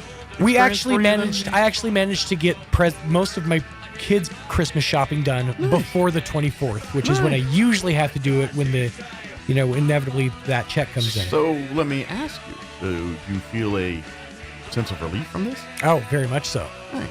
Am I going to learn from this? Oh, God, no. That's what I was like. No. See, we don't learn from our mistakes. I was actually having this conversation with my daughter this morning. I'm like, see, you have to learn from your mistakes now because you have kids' consequences. When you're a grown-up and you mess up, you have grown-up consequences. You can lose your house. You can lose your job, respect in the community, your dignity. I mean, there's a lot of things that can be lost that result from adult mistakes. Let's go get an ice cream. So make your mistakes now while you're a kid and you have a safety net. Kids, if you're listening, that's the message I'm really trying to send to you. There you go. Get out there and make mistakes. Tell them the guy on the radio said it was fine. Screw up. Superintendent's right out there. He said it's fine. I'm pretty sure you don't want nothing to do with that. He signed off on it. Well, I'm at least glad that you got it done. Yes. Now, one less thing you got to worry about. So does that mean, like, are you done shopping? Not quite. I've got a few, for friends and for the family and stuff. Gotcha. But the main, like, if I ever feel guilty around the holidays, it's not because, oh crap, I forgot to get this friend that or this friend that's. I didn't get my kids what they, what I should have gotten them what they wanted. This year, it's like, oh, we're good. Yeah, we're good. And I'm trying to anticipate, like, do you think Christmas shopping is going to get easier or harder for your kids as you get older? I would venture to say easier. Yeah, because they're a lot more vocal about what they're into, what they want. I see what they do on a daily basis, and so I can kind of make. But I got to guess that the things they want are going to get more expensive. But when you're a parent of an infant or like a toddler, a young child, you're sort of like building the narrative for them. You don't really know what they're into, so you're going to go get them like this letter thing or that bunch of different that things play to set. see what they gravitate. Maybe they'll get the farmer play set, or maybe get them the grocery store play set with the cash rate, just to see what they gravitate towards, and then they start building their own personalities, and then you can kind of observe and just take it in. I imagine there's some teen parents out there that are screaming at their radios right now, like, you have no idea what you're talking about. They're an enigma wrapped in a mystery. And I get that. I'm talking about I'm in the sweet spot. I'm in the good window. Yeah. Well, you're close to transitioning into the more teenagedom. Oh, I was like, what do you know? Yeah, no. I'm 2 surgeries away. Because believe it or not, Rhiannon is no, stone's throw from teenagerdom. I'm fully aware of that. So it's coming. Hunter, you got a few years. He still cares about boy things and says and does boy things. At some point, that's going to change too. So, there was something else I was going to mention. That was a long Well, I had something on my brain and it just went right out. That's why it's why I went out to make room for all that, the size of that We don't have room for thought in here. We have to process this Please stand by while I do this for 10 minutes. Crap, we lost Mike again. Come on back to us. Someone hit the reboot. But yeah, I did have something that just went out. It'll come back later, probably about 10:30 this morning. So, we do have Brian Luck, superintendent for the Roswell Independent School District. He's going to join us here in just a few minutes, give us the rundown at the last school board meeting, talk a little bit about what's happening in the RASD this morning as well. Later on this hour, we'll get you up to date with the news of the local variety, along with your sports updates, Red Apple Market Report. Almost said Red Onion, and I don't know why I almost said Red Onion. I always have that name is just it messes me up every time I see it. Yeah, I want to change it to all kinds of different things. Yes, well, and we got a little PTSD from that one. I do anyway. Understand. By the way, the views of Sean Smalls do not reflect those of Pecos Valley Broadcasting, the Roswell Independent School District, Brian Luckett, staff, or management. I just feel like I needed to clarify your disclaimer's out now. Yeah, just so we're clear, anything that I said in this last break, null and void. See, the way I see it is if you say enough stupid things, people just automatically assume you're stupid. No, here's what it is. I've figured it out. If you say it loud enough, 19 million people hear it, and then when the retraction with the truth comes out, only like 12,000 people hear that one. So eventually the message gets pushed, That's how it's done. I like you said 19 million and 12,000. I take both those numbers. Yeah, that's what, still. I think it's more like 9. Hey, we got to reach, man. We do. We're on the .com circuit. I know.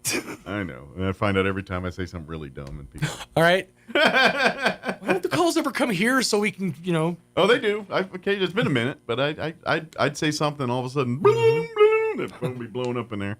Yep. All right, it is 12 minutes after 8 o'clock. Let's take a gander at your weather, which is kind of cold, but kind of not so cold later. So, yeah, it's winter. Layer up. Issues. I'm meteorologist Steve Hamilton with your Pecos Valley weather. Fairly cool temperatures for the next couple of days following that cold front that moved through. We have high pressure moving in, a few clouds today, but some sunshine as well. We'll be in the upper 50s down to about 30 and some clouds for the overnight hours. Then we get a mix of sunshine and clouds on Thursday. We're back up to about 60. Our warming trend will continue on Friday, sunshine and mid-60s. That's your latest forecast. I'm meteorologist Steve Hamilton. Thank you, Steve. Currently, I need to refresh that. That is not refresh. Currently, 27 degrees here in Roswell. Not quite 30 yet. Humidity is at 75%. Winds are calm at the moment. Expect increasing clouds today, but a high of 55 degrees, so not super cold. Warmer than yesterday. Winds will be out of the south, 5 to 10 miles per hour. Cloudy tonight. Looking at an overnight low, of 28 degrees. South winds at around 5 miles per hour. For Thursday, we're looking at partly cloudy skies. Once again, highs mid-50s, 56 for a high there, with south winds at around 5 miles per hour. Thursday night, partly cloudy, overnight low of 30, south winds at around 5 miles per hour. Friday, we're back into the mid-60s, mostly sunny, 64 for a high on Friday. Southwest winds 5 to 10 miles per hour. Saturday, sunny and 65. Looks like we're mid-66 for a high on Sunday. And then looks like low 60s as you start the work week Monday and Tuesday of next week. All right, it is 14 minutes after 8 o'clock. We're going to take a quick commercial break. Also have your Mannheim Steamroller 12 Days of Christmas feature for today. And then on the other side, Brian Luck, superintendent for the RISD, will join us on the other side. Don't go away. You're listening to Mornings with Mike Winters. It's huge. It's colossal.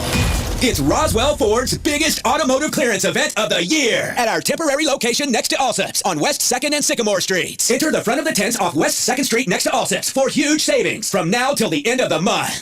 The all-new Roswell Ford received massive shipments of new Fords and quality pre-owned vehicles without flood damage. To move them out, we've marked them down, way down.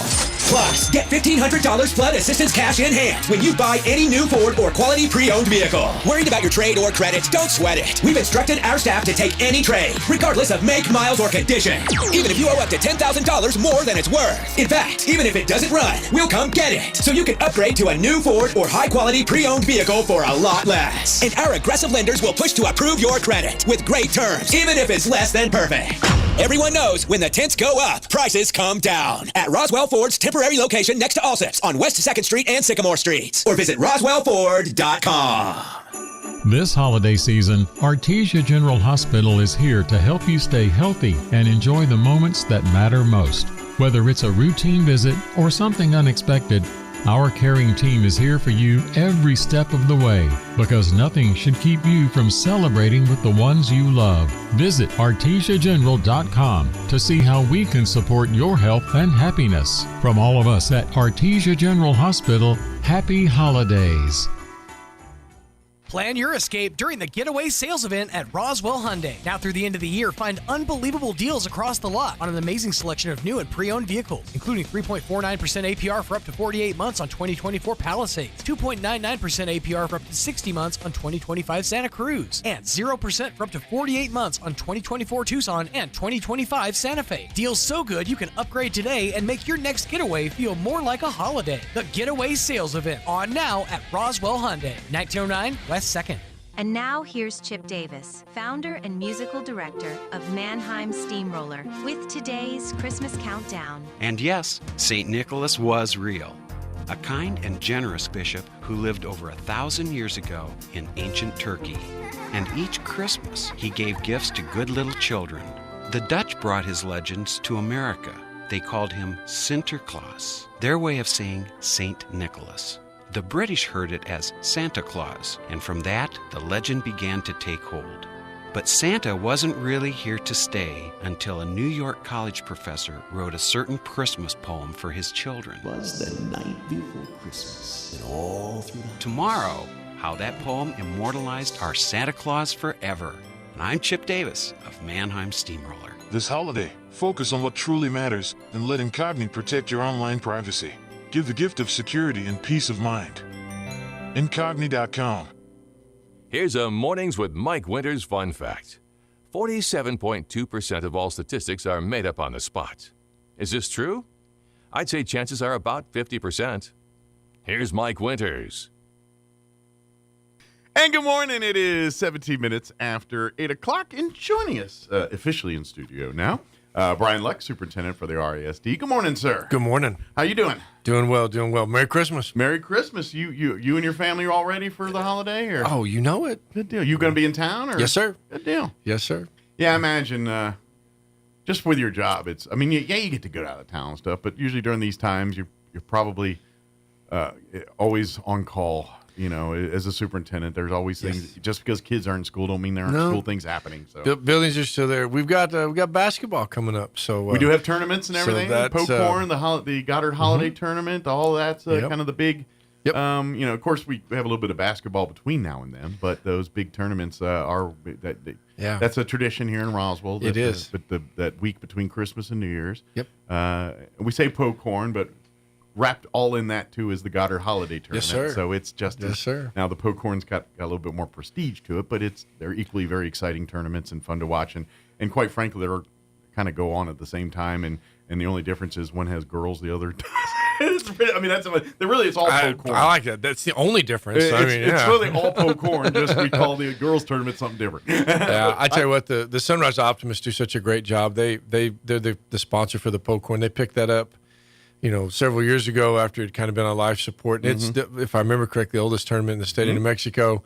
And I can remember, and my parents remember, and if you've lived here and you're kind of in that tune, you can go back in your memory to remember different years of teams that came in and players and doing that again. Luckily, I'm very fortunate. My daughter went through school and we did 3 years of girls holiday basketball. And, before that as principal, we were always there for those tournaments. So it's December, we play basketball. That's what we do at my house. And because of, like you said, because of the Pokecorn and because these tournaments do have the history that they have, they garner the better teams in the state. Usually, when you got basketball teams that are powerhouses in the state, the Pokecorn and the Goddard Holiday are generally ones that they want to get on that radar for because it is a good, for teams that are preparing for state playoffs. Right. The Pokecorn and the Goddard Holiday tournaments are excellent training courses for that. Well, and it's interesting. I mean, with us having two different classifications, so like for every other sport besides football, Roswell and Goddard are in two separate classes. And so you're trying to kind of cater to both sets. So you want to bring in the larger schools for the Roswell Highs and try to stay in class for Goddard, and you mix it up and you kind of throw it up in the air. And like I said, the Optimists have done a great job. Coach Cooper with the athletic department, Coach Barola, Coach Gore over at Goddard. Just bringing in a quality event, Absolutely. It's neat to get the people out. We try to kick the games a little bit later in the day so that people can go to work. Well, it is and a come busy in. holiday week. It People is. have family stuff, and so my logic is, especially by the time the tournament starts, about that time you're still with relatives, and you're like, we need to start doing things that aren't all in this house together. Yeah, get out. And go and see, maybe spend an afternoon watching some basketball would be that much fun and enjoyable, but might be the stress pressure cooker to cook off that a little bit from the family. Well, and the girls, will kick off earlier in the day, so that's usually in the afternoon. It's at both schools on the first day. And then on the last day, we'll combine it where all the boys' stuff is over at Roswell High and the girls' stuff is at Goddard for the championships. And my question for you, for folks that have your like RSD passes to see all the stuff, those don't work for that. You do need a special tournament pass to get into the Pokecorn and Goddard Holiday. Now, the neat thing about that is we do have passes available for just that tournament. Excellent. So like, and it says that whenever we buy the tickets, the tournament games and district championships, those passes don't count. But I mean, like you said a second ago, I mean, we've got basketball 24/7. We had a game last night, Roswell Lovington girls. We've got, I know Roswell and Goddard are headed out of town. The Goddard girls are headed up to Moriarty this week for a tournament starting tomorrow. Goddard boys will be in Berlin. Roswell boys will be in Albuquerque. You know what? I might have the Roswell girls up there in Moriarty too. I could be. I'm a little shaky with that one, but lots going on with them. And then next week we've got I know Goddard has a game. I'm pretty sure Roswell High does too. So it's everywhere. And then wrestling. Goodness gracious, I don't want to forget about them. I mean they're hot and heavy too right now. Boy, if two of them stand still, I think they're going to wrestle somewhere right now. So it's a busy time, and it feels good. It feels right. That's what you do in December. If that's your thing, that's what you do at this time of year. And let's face it, there's still that thing. I don't care what we said. We're almost 5 years out of COVID now.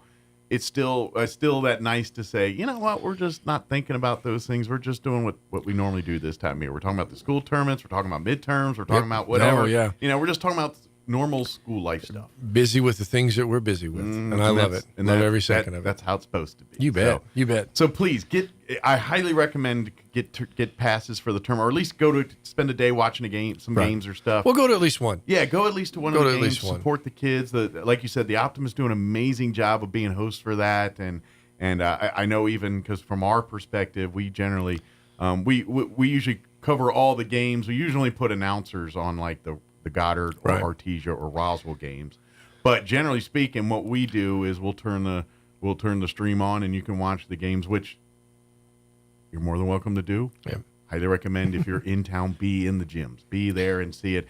experience it, because the Noon Optimists do a great job. The support by getting all the candies and stuff, because you're supporting the boosters by doing that stuff. Yeah. You're really, by being at the game, you're supporting way more than just your kid in the game. Well, and I think I said this last time too.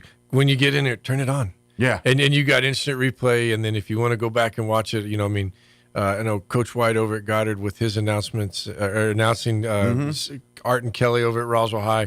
They do such a great job. And I get tickled with some other people that will say, well, hometown announcers. And I was like, you know what, our guys do a great job.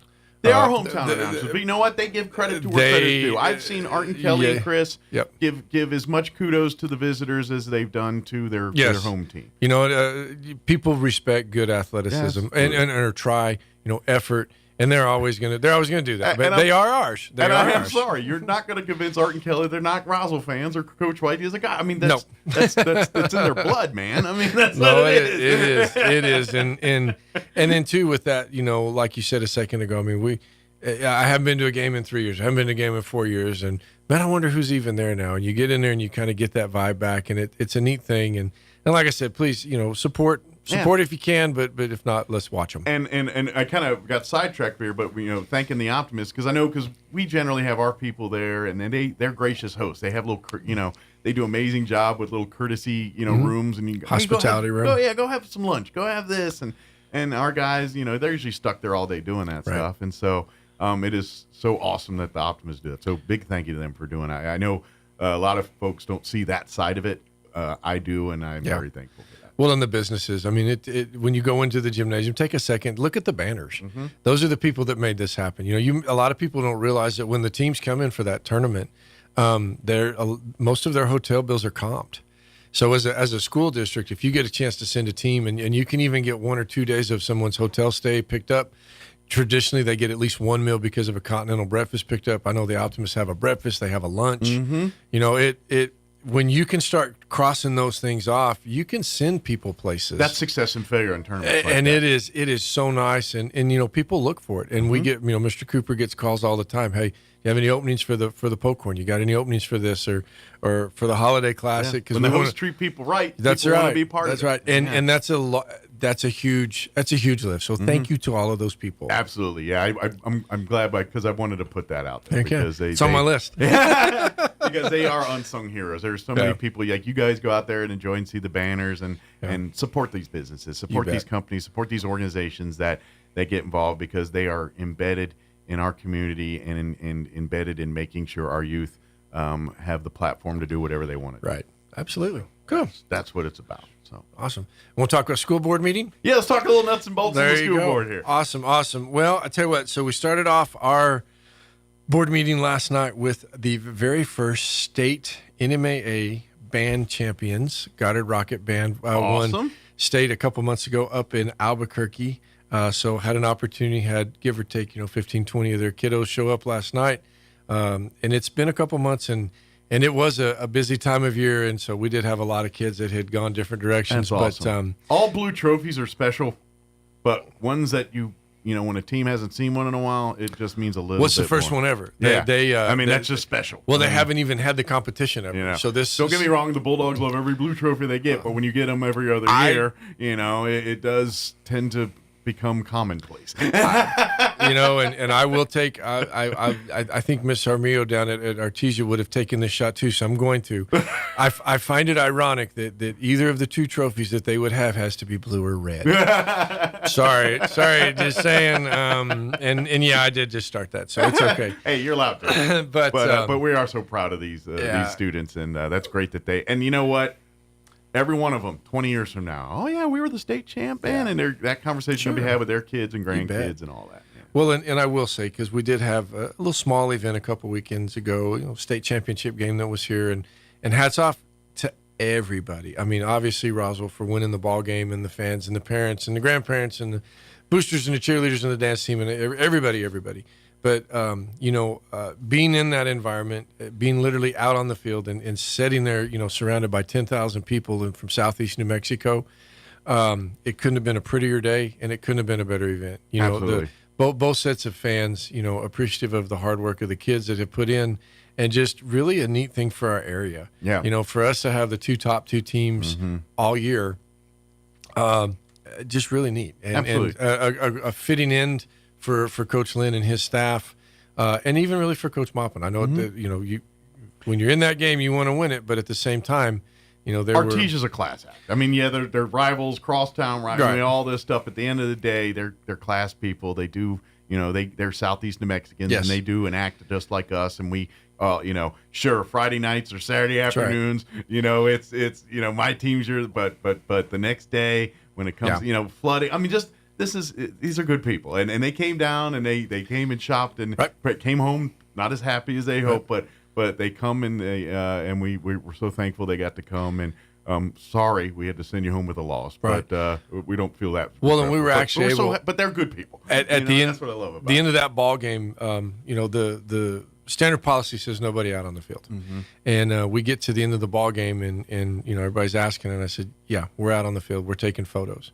You know, I said, there's a trust here. We did that down there last year, and you know, when it's over, everybody's hugging everybody, and it's kind of cool to see. You know, you've got kids from both sides that will turn and look, and you kind of at first you're like, oh, what's going on? And then they'll find that particular person that they're looking for, and then here come the hugs, and then the photos, and again, that's what it's all about. It's the best part of sport. That's the part. Yeah. Yes, and again, you know, there were a lot of people that played a role in that. You know, our city that helped us with our cones, our police department that helped us with extra security, boundary patrol. A lot of people in one spot at one time creates kind of logistical issues, and it takes the village, it takes the city, it takes the RSD, it takes we the public all to do our parts to make sure that happens. Well, and I will say this: there was one key piece to that game that was missing, and I would be remiss if I don't bring that up. We did have audio of the game with KSVP TV. However, I had multiple people ask me why y'all couldn't get it. And I said, because they tried, and we'll leave it at that. So I guarantee you, I know y'all are trying, and I know Gene will always be working to try to get that done. So this is the thing. The New Mexico Activities Association has sold the video streaming playoff rights to all playoff high school sports to the NFHS network. NFHS network owns those rights. If we want to stream a playoff game on video of any sport, we have to get their permission, not the NMMA's permission. Right. And they are a financial institution that weighs the financial, is the juice worth the squeeze for them to come and send a crew down here to film it? And if it's not, then they allow us to purchase those rights. If it is, then they tell us to pound sand. When it comes to the championship game, they tell us to pound sand. Yeah. That's why. I think, though, that speaks volumes of the coverage that your organization brings to those ball games. So I just, like I said, I would be remiss if I did not at least bring that up. So again, just a huge thank you. Trust me, we would love to. We would love to do it and do all that, but we are beholden. We would get severely fined and in trouble if we did something. Wow, and we don't want that for you guys. And then we can't bring you any games. So that would be really bad. Again, great day for Roswell and Southeast New Mexico in general. Had just a few informational items last night. Really wasn't a large agenda. We did a lot more talking than I thought we would, which is okay. Just kind of went over our grading process as far as like how parents can access Power School, the different languages that you can get into Power School, the portals that you log on to.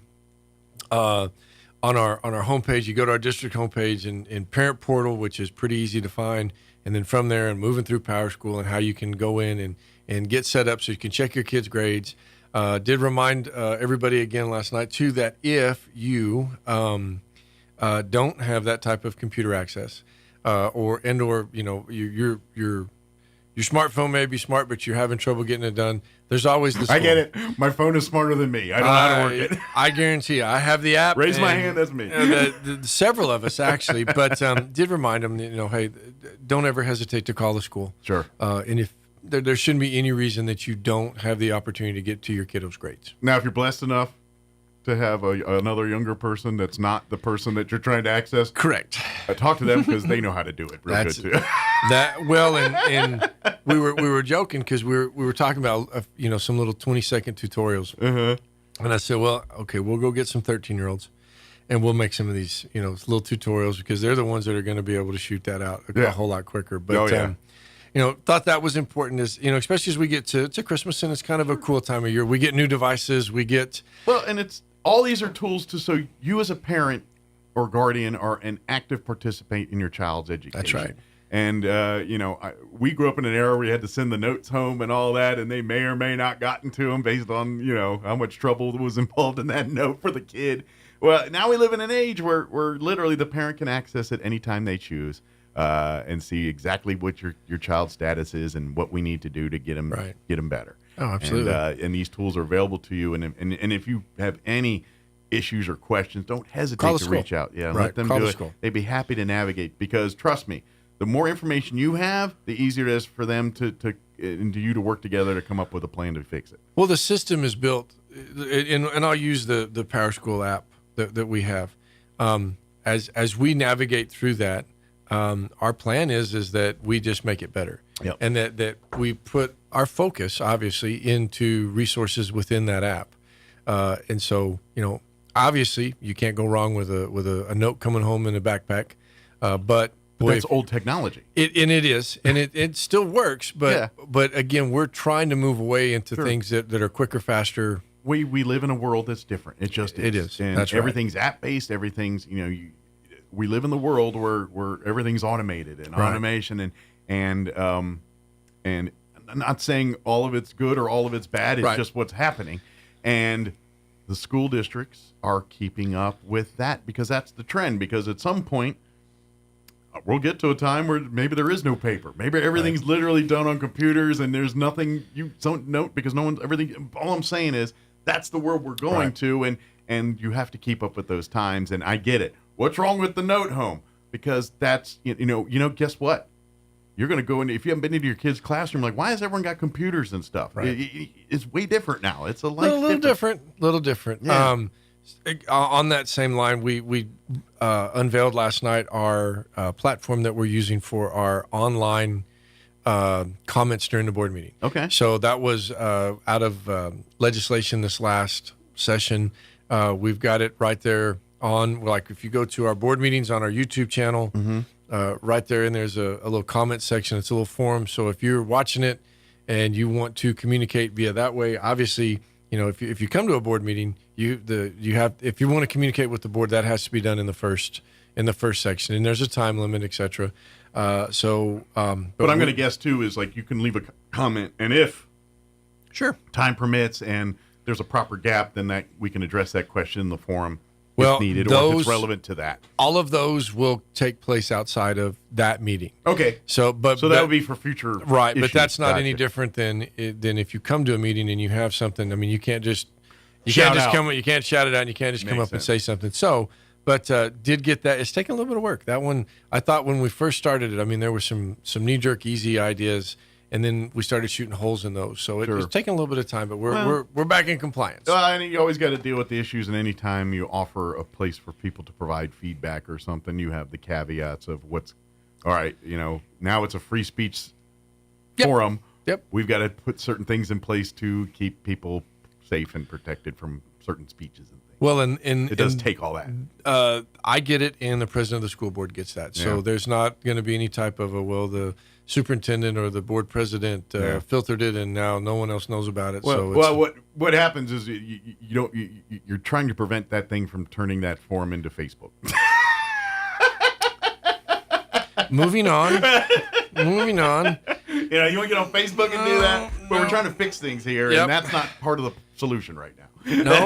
No. Other items on the agenda.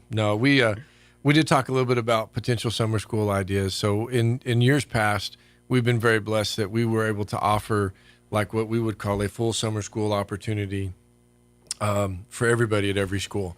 Our dollars are not adding up for that.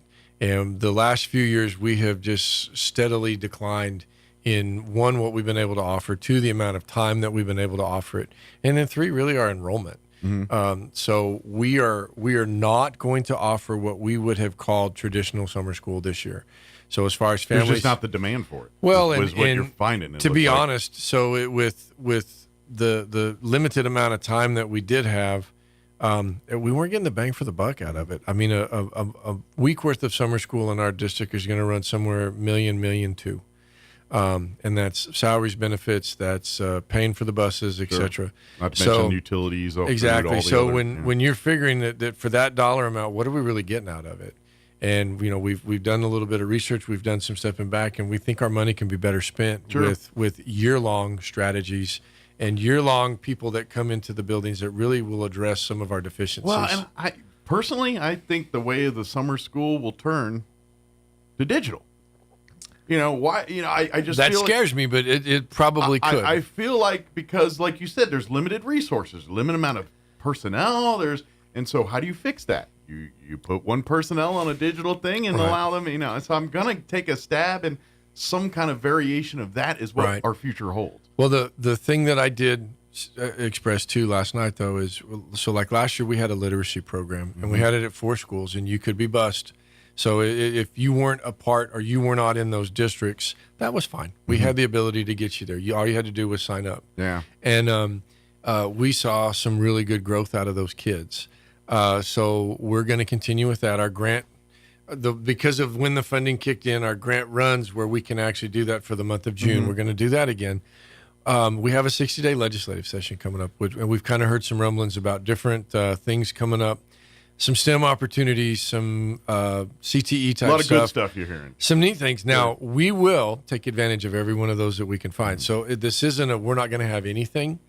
But as far as, can you count on every school in our district having something from 8 to 3 every day? No, that's not going to be what this looks like this summer. Well, and getting back to legislative and stuff, I've been watching the news, and it sounds like they got a lot of money they're looking to spend this time, and of course they're debating on conservatives are like, no, we need to save it, and the others are like, no, we've got a bunch of money saved, we got to spend it, we got to do this, and so those debates are happening. Can we just not talk about Facebook again?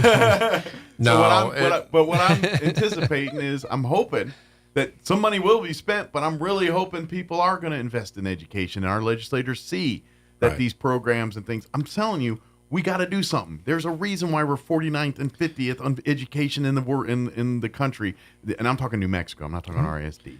Our legislators need to get in there and do something. And so if we're going to spend money, I'm all for that, as long as it's for things that are actually going to do this. I hope they get in there and some of these programs that they debate and hash out do come to fruition. Right. And that's interesting that you brought that up. I mean, we had a meeting with our local legislators about 3 weeks ago, and that was the sentiment that was echoed, and rightfully so. We're ready to go fight for you superintendents, but you've got to bring us something. You have to bring us some more concrete stuff. And so we're working on that. Good. And I say that, and I'm glad goes, that they're doing that. Well, and everybody's like, well, I'm hoping that's happening in every part of the state. Right. Well, that's a great answer, Brian, but tell me what you're really doing. It's no different than anything else. I mean, it takes a big oar to move a big ship, and we're trying. As far as it's not that status quo where you recognize it and go, well, this stinks to be us, Sure. I guess. Board President Jack Cheney, that almost word for word, why are we comparing? We say we're at state average, or we're right above state average, but we're also comparing ourselves with the 50th state in the nation. And that one took a while, but that one stung. Yeah. And I was like, I don't like that. Yeah. And so we've had several conversations with our instructional team and with the board as far as, okay, if we're really going to be trying to make some progress, sure. Some of these things are going to have to look a lot different, because if we just continue to do the same potential solutions, we're going to get the same results. Well, and this is kind of my point. It's like you look at the RSD and our school board, and we have amazing people that are doing amazing things here, but at the end of the day, they are still handcuffed by what the state tells them they can and cannot do. And so, yes, they can have ideas, but at the end of the day, until we get the state on board to see some of this, our school board and every other school board in the state are dealing with some handcuffs here. Right. Well, and it's interesting because you get a large entity, and those things are tough. And even big businesses or different things, and it's when you're making major changes, it's pretty difficult. Sure. I will say that. But I think it's got to be in the legislative side. I think that's where it's got to start, and then it works down into the. It does, and I will give some shout out to what I would call the leadership that I work under, out of Santa Fe. I mean, we've transitioned into a new Secretary of Ed designee, and she's done a pretty good job. We've got a new special ed secretary that has come in, and good to hear that. And they are, without coming in and just starting to turn the apple cart upside down. They're doing some fact finding, and they're trying to get let's figure it's easy this to cover out. your clean house. Right. It's hard to build it back up right. And that sometimes cleaning house isn't the best answer. Sometimes you just need to remove a few pieces. Well, you might not necessarily have to burn it down to remodel. Yeah. So I do appreciate that. Yeah. And I appreciate the professionalism. I mean, I've been offered an opportunity or two to work in some of their committees, and I've taken them. Good. Because my thought is whatever we can do that will benefit our kids. That's what I look for. When you're in the room, you're not being one left out of the information. No, not normally. No. But. We're working on that as far as our summer school. We'll always have our high school credit recovery programs. Sure. We'll have our mid-school stuff. But more information to follow on that as far as, hey, this is available, this is available. So as a parent, as a grandparent, if you need to be listening to the specific opportunities versus, well, they're going to have it, they always have. Sure. And we're trying really hard. 6 months out, we're trying to get that message out that it's going to look different. Hey, I got a question that's kind of involved, but off the cuff here, and just gee whiz curious. Because I know, as a school district, you guys have committees and meetings. They're always planning for various things of curriculum and stuff like that. Generally, when those meetings are together, it's generally teachers and, various groups and things. Sometimes it's parents. I'm curious, how does a parent maybe get in the list or things of saying, hey, when there's these committees and you need parents' input, how do I get on the radar of that kind of thing? Is it what's the is there a process there to do that? Or? Were you one of the 7 listening last night? I was not, but okay. I do have a wife that is a teacher, and so I just know things. No, and I joke. I get tickled on that. So I'll watch our live stream of our videos, our board meetings, and we'll average 8 to 10 different things. But we did get to a part last night where Mr. Edwards, board member James Edwards, had made a comment. We've got to get more parents involved. And the topic of that particular moment was with our budget preparations. And I have a principals meeting at 9:30 this morning, and that's one of my key topics. Excellent. Is how do we get, if the perception out there is that they don't have a voice, how do we fix that?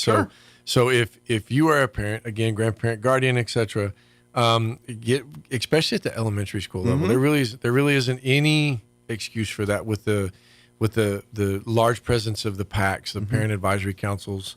It does kind of taper off as we get to mid-school as they get older. And it's interesting because that in some areas it almost should be flipped. But I can understand the mindset, because as you're raising kids and as they get older, you in theory let them take your hands off a little bit and let them learn their experiences. And so the mindset's in school that way too. And it's like, no, to be honest, it should be the opposite, where once we get to high school, maybe not them involved, but you're behind the scenes making giving them good options to choose from. You know what I mean? That's the part where you need to get involved. I would say everybody knows about the budget opportunities, but people don't. But then the other piece to that too is like with our curriculum. So we'll have this year we're doing a science textbook adoption. So we will adopt science textbooks. We are not adopting a science curriculum. That's established by the state of New Mexico. Yeah. But what book you choose, we will be picking books. And the neat thing about it, we will have those books available at central office. We'll advertise it. We advertise it at the building level, and we will have a really small number of people that'll trickle through. Now, that doesn't necessarily mean that parent X gets to come in and say, well, where's the tally sheet? Because I want to vote for this one. But as far as being involved and being actively engaged, absolutely. There, I would, again, contact the schools, contact your principal. And it does happen. I know because my wife's been involved in these committees as a teacher, but there's parents that are also involved. Absolutely. And, she's been not for the science one, but other book choosings in the past she's been involved with. My wife's been doing this a minute, so she's been, but like English, cricket, reading, because my wife's kind of heard her master's and all that's in reading and stuff like that. So maybe usually she goes in that direction. But, that's how I know that these things happen. So that's why I say as parents, you should get involved in that way. That's this is how you help. No, and again, I think back to the technology thing earlier. If you're a technology person, that stuff is available for you online. If you're not, then you need to be contacting the school. Yeah, call the school, and if you don't do the apps and stuff, maybe we can find another way to do that. But the apps are very easy to navigate, and I get it. Some new technology gets intimidating, but don't hesitate to call the school or maybe talk to your kid first and see what they tell you, and then if they don't give you the answers, call the school because they're playing a little coy about it. Right. Well, and the other thing to it too is if you think you're not getting an answer that's on the square, give me a holler. Mm-hmm. Like I said, the transparency thing for us is so huge. Yeah. And I get tickled up. It says, well, you're just going to do this, or you're just going to do that, and I'm just like, even if I wanted to, I'm pretty sure it'd be found out. So I don't have that luxury. Yeah. We're going to do what's right. We have to run down the middle on things, and that's the way I want to keep it. Absolutely. And it's easy to forget perspectives in things. It's like your position, which you have to do what's best for everyone. And sometimes, when someone comes with individual things, you're like, I understand it helps you, but it causes so much headache for everything else. Right. That is not a viable option for the big picture here. Right. And so you have to be that person. Oh yeah. And sometimes, I'm not asking people to understand every aspect of things, but when you get told no, sometimes there's variables that you don't realize, and you need to understand that. Yeah. No, and again, we want to work with people, but sometimes there are hard no's. Yep. So, but please get involved. Come to the meetings. Come to these school board meetings, or at the very least, watch them live or catch them. When you had a free minute, and you can go back and watch them now. You can comment now. Now, the thing about it is the comment section for online. Like if you're watching it online, you can get on there. You can open up that form. You can make any comment. Board president gets it. I get it. We will if you request a call back, if you request anything, we can respond to that. Absolutely. But when the meeting goes offline, then that ability goes away. The comment shut down. Right, it goes away. Just like when you leave the meeting, you don't have the opportunity to actually speak and another thing. Right. No. Yeah. But again, that's in our day and age, there really is not any type of an excuse for poor communication. Yeah, on our end, and or on. And if you're completely naive to this stuff, please call the school. Sure. Talk to your teacher, whatever. They would be happy to get you up to speed on some of this stuff and get you navigate through that stuff, because once you have that connection, you're going to find that staying in constant communication and dare I say, your education path with your child is going to get easier, because this is how it has to work. If the parent and the teacher and the student are all not involved in this process, then you're not going to have success. And it takes all three involved for that to be a success. Well, we've got several schools that it's an alternate program, and there's a couple different ones that are out there. One of the first ones that did it was Goddard, and it was called ICU. And it's an extra step. It's an extra program. It's where the teachers have to enter zeros or missing work or missing assignments, and you sign up for it. You voluntarily as a parent sign up for it.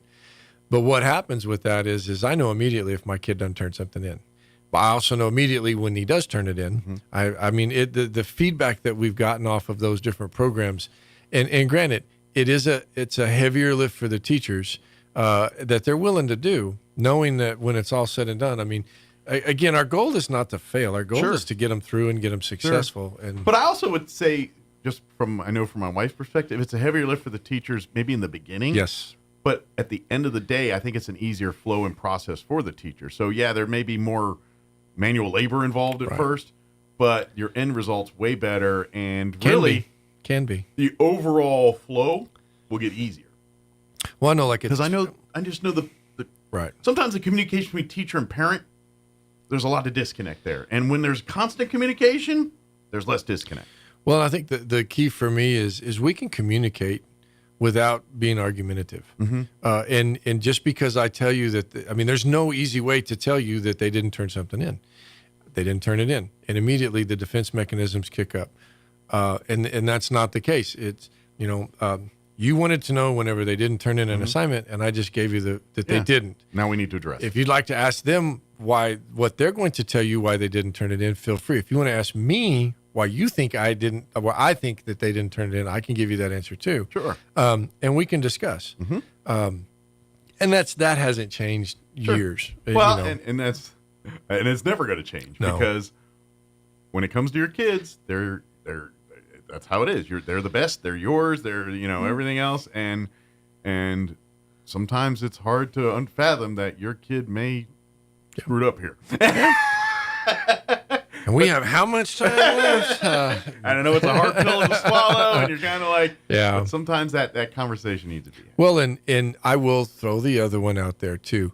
It is possible to lose a paper. Mm-hmm. It is possible to misplace something. But I mistake 20 times a day. I ain't got a teacher tell me about it. I get that happens, but it's about intent. And it's about if there's a history of it, then maybe it's the intent's different. Well, and I will say this. I mean, if I'm worried about one paper and your kiddo has a 98 average, it's going to be a little different conversation than we've got a 30-something average and we haven't turned in an assignment in 6 months, and our absences are through the roof. I mean, there's all different ways that you frame that, but. At the end of the day, don't hesitate. Reach out to the buildings, and we'll take care of the things that we can for you. Absolutely, and please be that active participant. Talk to your teachers, talk to your principals. Trust me. The more you talk and communicate with them, the more they appreciate it. Absolutely, they do. They really do. My wife has been doing this, and this is why I say it, because I go home and I hear this stuff, and so I know exactly how she feels and what her perspective here. And obviously, you as a teacher know exactly what I'm talking about. Oh, yeah. You spent time in classrooms doing this too. You know exactly what's going on, and I know it to a person. At the end of the day, every one of these teachers want to go through a wall for your kid. Right. They really, really do. Especially the elementary age, man. They get those elementary teachers. They get mama bears and papa bears big time. Yep. And because those kids are less independent, they understand that's why when you try to get into those schools and they tell you to go pound sand, because they're protecting your kids. That's right. Thank them when they say that. Don't get mad at them. Thank them. Yeah. Anyway, sorry, I got. No, you're good. You're good. No, I love that. I mean, that theme is always going to be there. So I totally appreciate that. One last thing for me, real quick. We did pass our calendar, so it's official. It is official. So our start date's listed. We'll get that posted on all of our social media sites. Again, that's the only big difference. I think if I got it right, like January 5th is a start date. It's a Monday, with us coming back for the Monday or the Tuesday and Wednesday right after Memorial Day, which was what was selected upon by district staff. So let it be written, so let it be done. Well, and we'll give it a shot. Now, I say that with the caveat. Mm-hmm. We have a 60-day legislative session. And I cannot envision a world where they ask for more. But should major things change that would have directly impacted the calendar, I would not. If it benefits our kids and our teachers, I would not hesitate to be able to bring that back to the board. So final pending a 60-day legislative session. The one thing that I feel really confident with is the August 5th start date. That, and then for the most part, the first semester I think is going to be. That way you take to the bank. That one should be fairly take to the bank. It's spring break. I know a lot of people really are concerned about that so that they can make travel plans. I don't see a world where either one of those would change in any way, shape, form, or fashion. You're probably pretty safe there if you see the calendar. So. You probably make your plans if you got accordingly. But be known that there could be changes if the legislative session if they warranted it. Yeah. So the best walking advice I had on that from Santa Fe was, if you build it off of this year's standards, you shouldn't be in any type of issue. So that's what we did. So, very good. Well, excellent. Well, thank you, Brian. I think we got it all. Is there anything we missed? I don't have anything. And have a Merry Christmas. Likewise. Between now and then. Yes, sir. And I guess next time I see you, we'll be talking about a new year and a new set of issues. So. How about just a new year? We'll just start with a new year. Let's just talk about a happy new year and all the great things that happen over the break. I know Brian, if there's no issues, he gets nervous. So he's got to have a few issues. So just kidding. Yes, that's true. Thank you, Brian. Appreciate you. All right, it is 8:57. Quick break before news. Don't go away. Roswell Tire and Appliance has a great selection of brand new refrigerators, freezers, ranges, washers, and dryers, all with special Black Friday and Christmas pricing. With Roswell Tire and Appliance, you can have it in your home for the holidays. Save even more on their selection of scratch and dent appliances. Plus, find a huge selection of tires and the people that can help you get it done. Roswell Tire and Appliance can repair your appliances as well. They pride themselves in service long after the sale with repair warranty, and they deliver to all of Roswell and the surrounding area. Roswell Tire and Appliance, 101 South Main in downtown Roswell. Wakefield Oil Express has the highest quality service in Roswell with a 17-point full-service oil change that includes a full wash and vacuum at their car wash. You won't find a better deal. They also offer full synthetic oil changes, fuel and cabin filter replacements, and will even check your battery. Their tunnel wash isn't afraid of dirty vehicles. They have the best value wash in town with free vacuums. They even offer wash passes that can be used for multiple vehicles. Next time you need your oil changed, go to the fast and efficient Wakefield Oil Express and let them earn your business. 3204 North Main, Roswell. Make it a December to remember with Roswell Honda, with a sleigh full of savings across the lot, including deep discounts and low APR on Ridgeline, Accord, Civic, Pilot, Passport, and Odyssey. Plus, no payments for 90 days for qualified buyers. Then join Roswell Honda December 21st from 10 to 1 for the pre-Christmas blowout with free food, stuff for the kids, and your chance to win one of 4 awesome prizes, including an Xbox Series X, a PS5, or a 50 or 75-inch Vizio Smart TV. December to remember, on now at Roswell Honda, 2177 West 2nd. Join Hot New Country 92.9 The Brand and La Pantera 106.1 FM for a special live broadcast this Thursday from 9 till noon at the grand opening of the all-new Schlotzsky's in Artesia. The home of the funny name and the serious sandwich has finally arrived in Bulldog Country, and we'll be on hand for the ribbon cutting, and you can enjoy a small original sandwich for just $2.99 all day. Plus, the first 150 customers will receive a surprise coupon and purchase any meal for your chance to win a PlayStation 5. See you Thursday from 9 till noon at the grand opening of Schlotzsky's at 905 West Main in Artesia. Talk radio has landed on the all-new 106.5 FM KEND Roswell.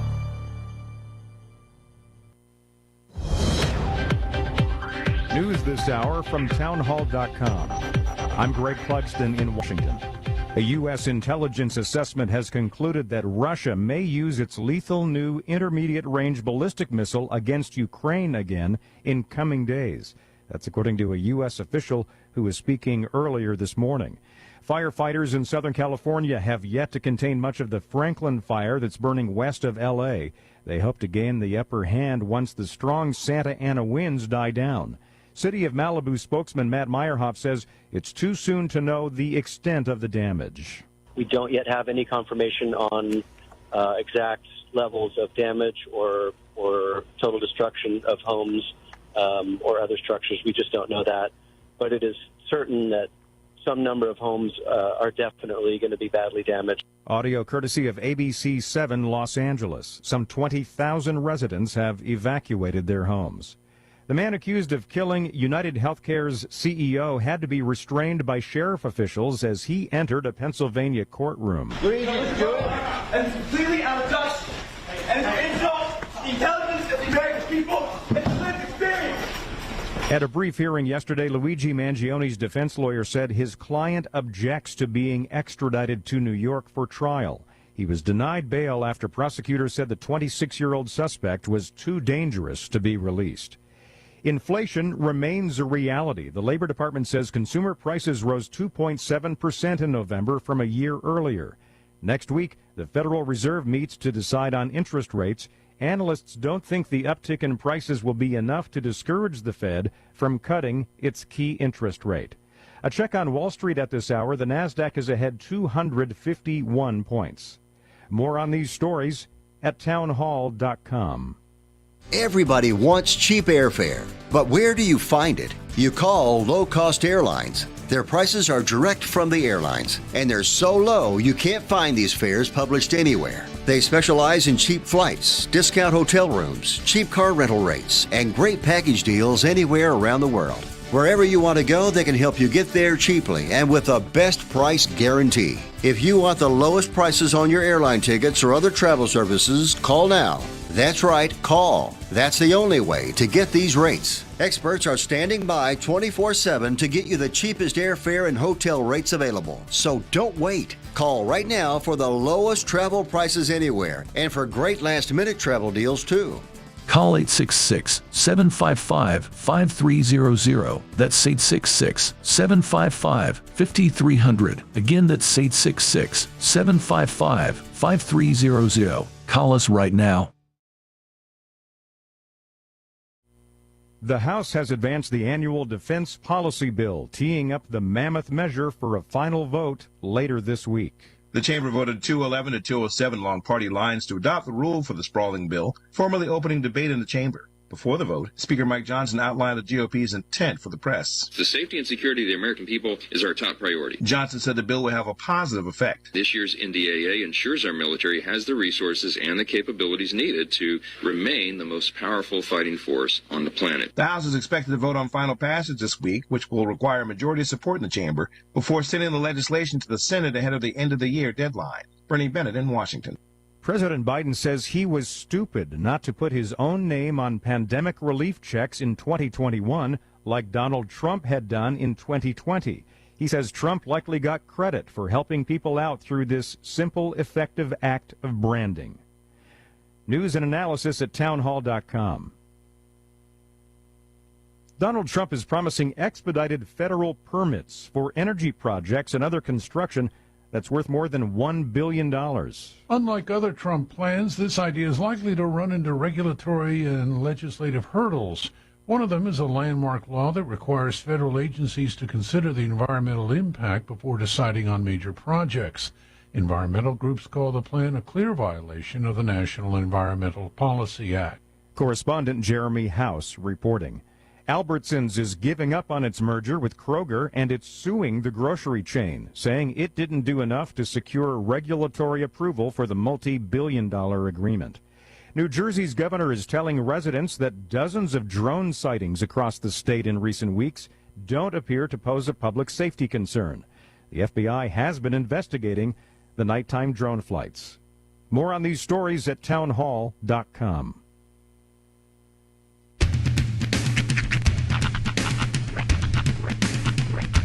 What in the wide, wide world of sports is going on here? I promise you, whatever scum did this, not one man on this force will rest for 1 minute until he's behind bars. Now let's grab a bite to eat. Yeah, come on. I feel the hot wind on my shoulder and the touch of a world that is older.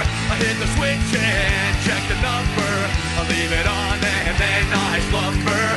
I hear the rhythm ringing through it. Flamenco guitar and cumbia music. I hear the talking of the DJ. The demolition, what does he say?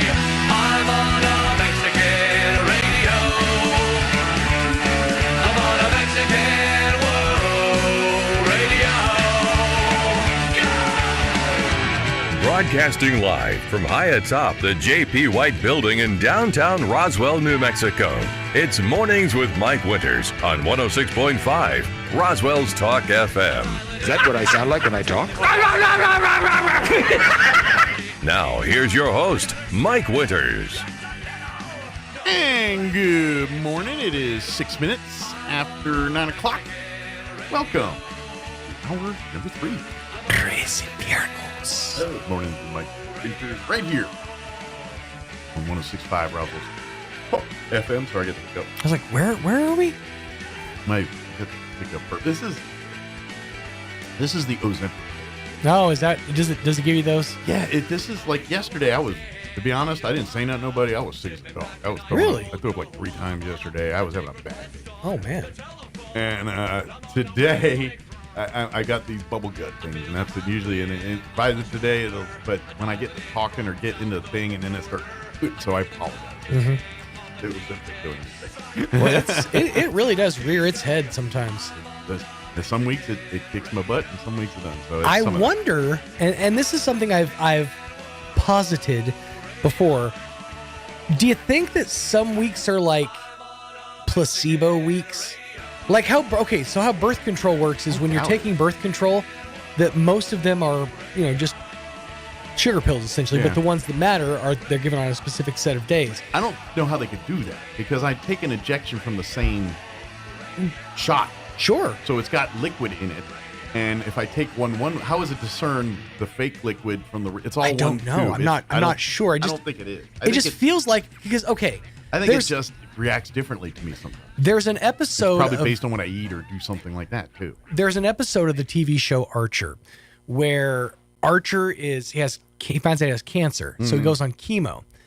But the doctor, instead of giving him his chemo drugs when he's getting in his IV injections, has been using Zima and sugar pills, essentially.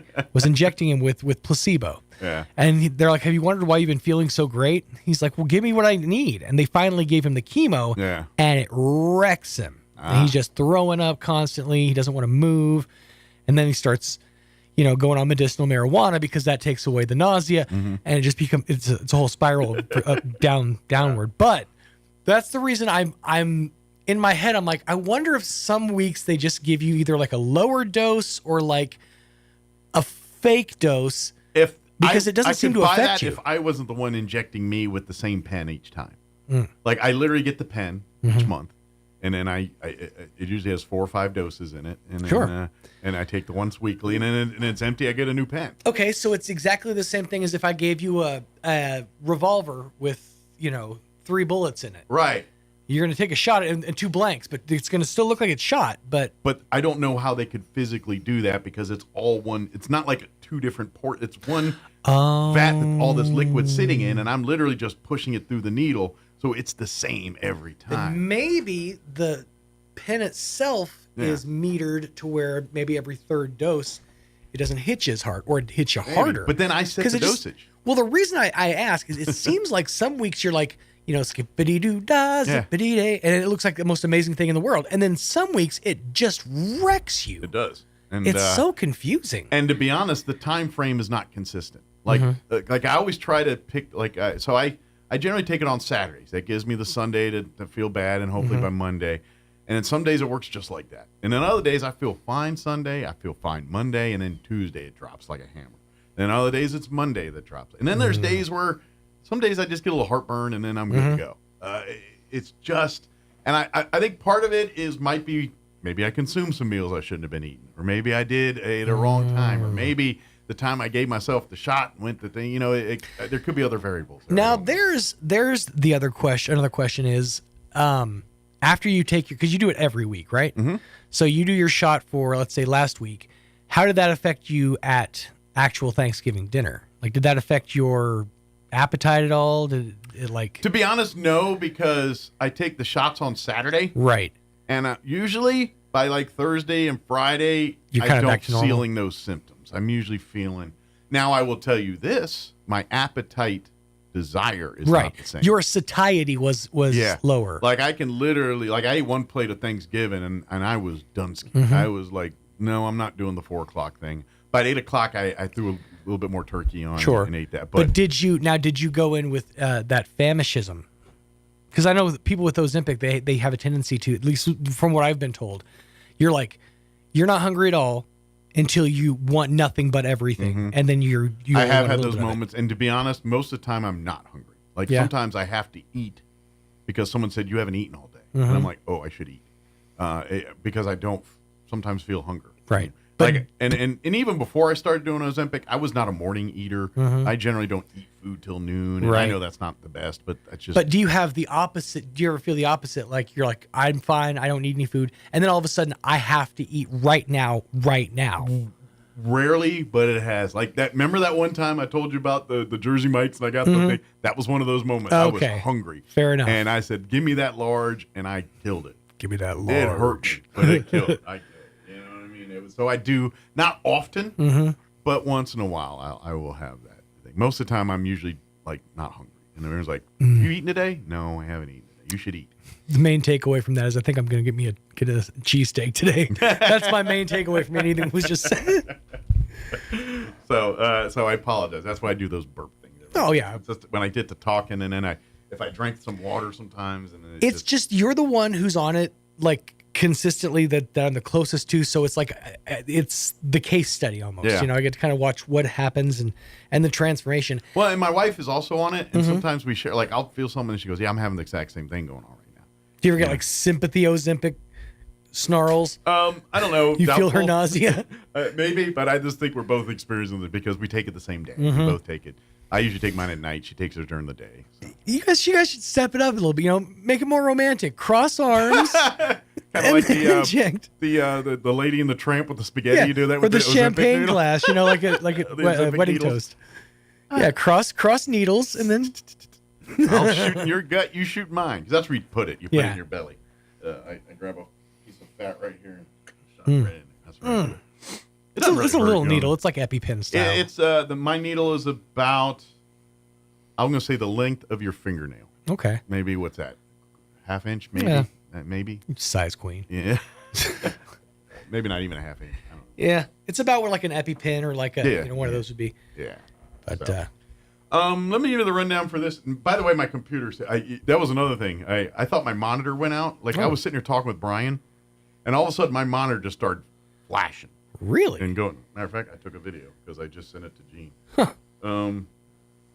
Yeah, it was started to do that. Oh, Lord! So, and neither one of us have taken anything today, right? I was like, that's psychedelic, man. And then I was like, oh, I think. And so I saw that when I was talking to Brian. And said, oh, my monitor just died. I think in my head. And then so when I got done with the interview, I went and then I noticed the mouse was frozen. I'm like, uh-oh, that's not a monitor thing. So I rebooted the computer. It seems to be coming back. So apparently whatever that did, and this is a new computer. Yeah. And so I also think, and there's okay, here's the weird. I had all my, and this is getting a little nerdy, but just for people, like the weather and all my things, I had it on the Chrome browser. Mm-hmm. Well, I know sometimes this computer and Chrome get a little salty and it crashes on me. Right. Well, I'm not sure if that was what happened, but when I rebooted the computer, the Chrome browser was not up, and I went to hit it, and it says, would you like to restore? I said no. However, everything I had on the Chrome browser was up on the Edge browser. It put it on the Edge, and my weather, everything I needed that was on my Chrome browser is now up and ready on my Edge browser as I rebooted it. That feels... Now... I didn't have the Edge browser open before it froze up. I'm not one to be a conspiracy theorist or anything, but really, that's what it did. That's fascinating. Unless the only answer I can think of is maybe that's like Windows. Okay, it's like, well, we can't technically get into the Chrome to restore it for you. So maybe that's a new feature of like Windows 12 is maybe we'll restore it, but we have to restore it in our browser. I don't know, but it did that. And I'm like, what are you doing? I've never been able to not see it, but since somebody pointed out that the Edge logo, which is already called Edge, looks like a goth teenager. Like it's just got bangs hanging down. It's like an E, a goth E. I'm just so mad at mom and dad. You know what could easily fit in? SeaWorld. Yeah. It kind of looks like a wave. It's wavy. Yeah, it kind of looks like a wave. But yeah. Let me give you the rundown. Yes. We're going to play our interview we had yesterday with the ladies from the Chaves County Federated Republican Women talking about their, I guess, technically final meeting of 2024 here next week, Wednesday at the Elks Lodge. It's their Christmas meeting. They're going to have a special Christmas festivity. So it's not as much of it'll be a busy meeting and they'll produce things. They'll elect their officers on, but it's a Christmas meeting. Yeah. So it's not going to be talking all business. It's going to be more pleasurable. But they'd love to have you come, and the Elks Lodge are going to be serving up some delicious eats and all that. So we'll play that interview for you here in just a bit. Don ye now your gay apparel. That's right. And then, of course, we'll have your newses and all that good stuff. So, but first, your weather. I'll try not to hiccup through it. I'm meteorologist Steve Hamilton with your Pecos Valley weather. Fairly cool temperatures for the next couple of days following that cold front that moved through. We have high pressure moving in, a few clouds today, but some sunshine as well. We'll be in the upper 50s down to about 30 and some clouds for the overnight hours. Then we get a mix of sunshine and clouds on Thursday. We're back up to about 60. Our warming trend will continue on Friday, sunshine and mid-60s. That's your latest forecast. I'm meteorologist Steve Hamilton. Thank you, Steve. Currently 32 degrees here in Roswell. Humidity is at 75%. Winds currently out of the east at 3 miles per hour. Increasing clouds, but a high of 55 today with winds out of the south, 5 to 10 miles per hour. The clouds are not increasing now. It looks pretty clear out there to me, but I guess some will be rolling in. Mostly cloudy for tonight. Expect an overnight low of 28 degrees with south winds at around 5 miles per hour. Partly cloudy for you Thursday. Highs once again in the mid-50s, 56 officially with winds out of the south at around 5 miles per hour. Tomorrow night, partly cloudy with an overnight low of 30. South winds at around 5 miles per hour. And then for Friday, mostly sunny into the mid-60s, 64 for a high. Southwest winds 5 to 10. And then for the weekend, Saturday, sunny, 65 for a high there. Sunny, 66 on Sunday. and it looks like, we'll be floating in the low 60s for Monday and Tuesday of next week. All right, 9:18. We're going to go ahead and take a quick commercial break. Then we're going to play our interview with the Chaves County Federated Republican Women on the other side. Don't go away. You're listening to Mornings with Mike Winters. Attention business owners, grow your revenue and increase your profits. The Small Business Development Center will show you how. Attend this free seminar on Wednesday, December 18th. Learn marketing, management, business plan development, tax planning, and more. Even if you're thinking about starting a business, you need to register now at 624-7131 or online at nmsbdc.org. Wednesday, December 18th, 8 a.m. at ENMUR's ITC building. Presented by the Roswell Hispano Chamber and paid for in part by the City of Roswell Lodgers Tax. Registration for the spring semester is on now at ENMU Roswell. A great career in healthcare, arts and sciences, or technical trades is waiting for you. Now's the time to skill up and get certified. Register today for spring 2025 classes and talk with an advisor. Log on to roswell.enmu.edu. ENMU Roswell, success starts here. Success starts here. ENMU Roswell. Check out some of the Christmas countdown bargains you'll find this week at your local Farmers Country Market. Select cans of Progresso soups are 2 for $3, and select bags of Bird's Eye vegetables are 3 for $5. In produce, 3-pound bags of navel oranges are $1.99 each, and fresh Del Monte bananas are 2 pounds for $1. In the meat department, Hormel Cure 81 bone-in, whole or half spiral sliced hams are $1.97 a pound, and family packs of select T-bone steaks are $6.99 a pound. These are just some of the Christmas countdown bargains you'll find this week at your local Farmers Country Market.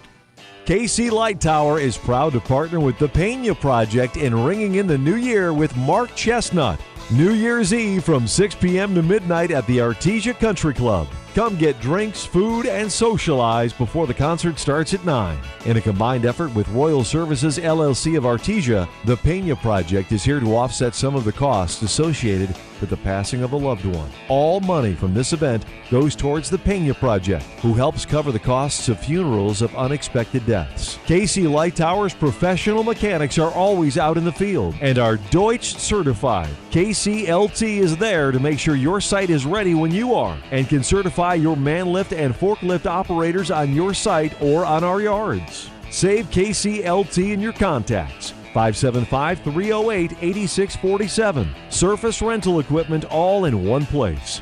KCLT, helping you keep America running. Proud sponsor of the Pena Project.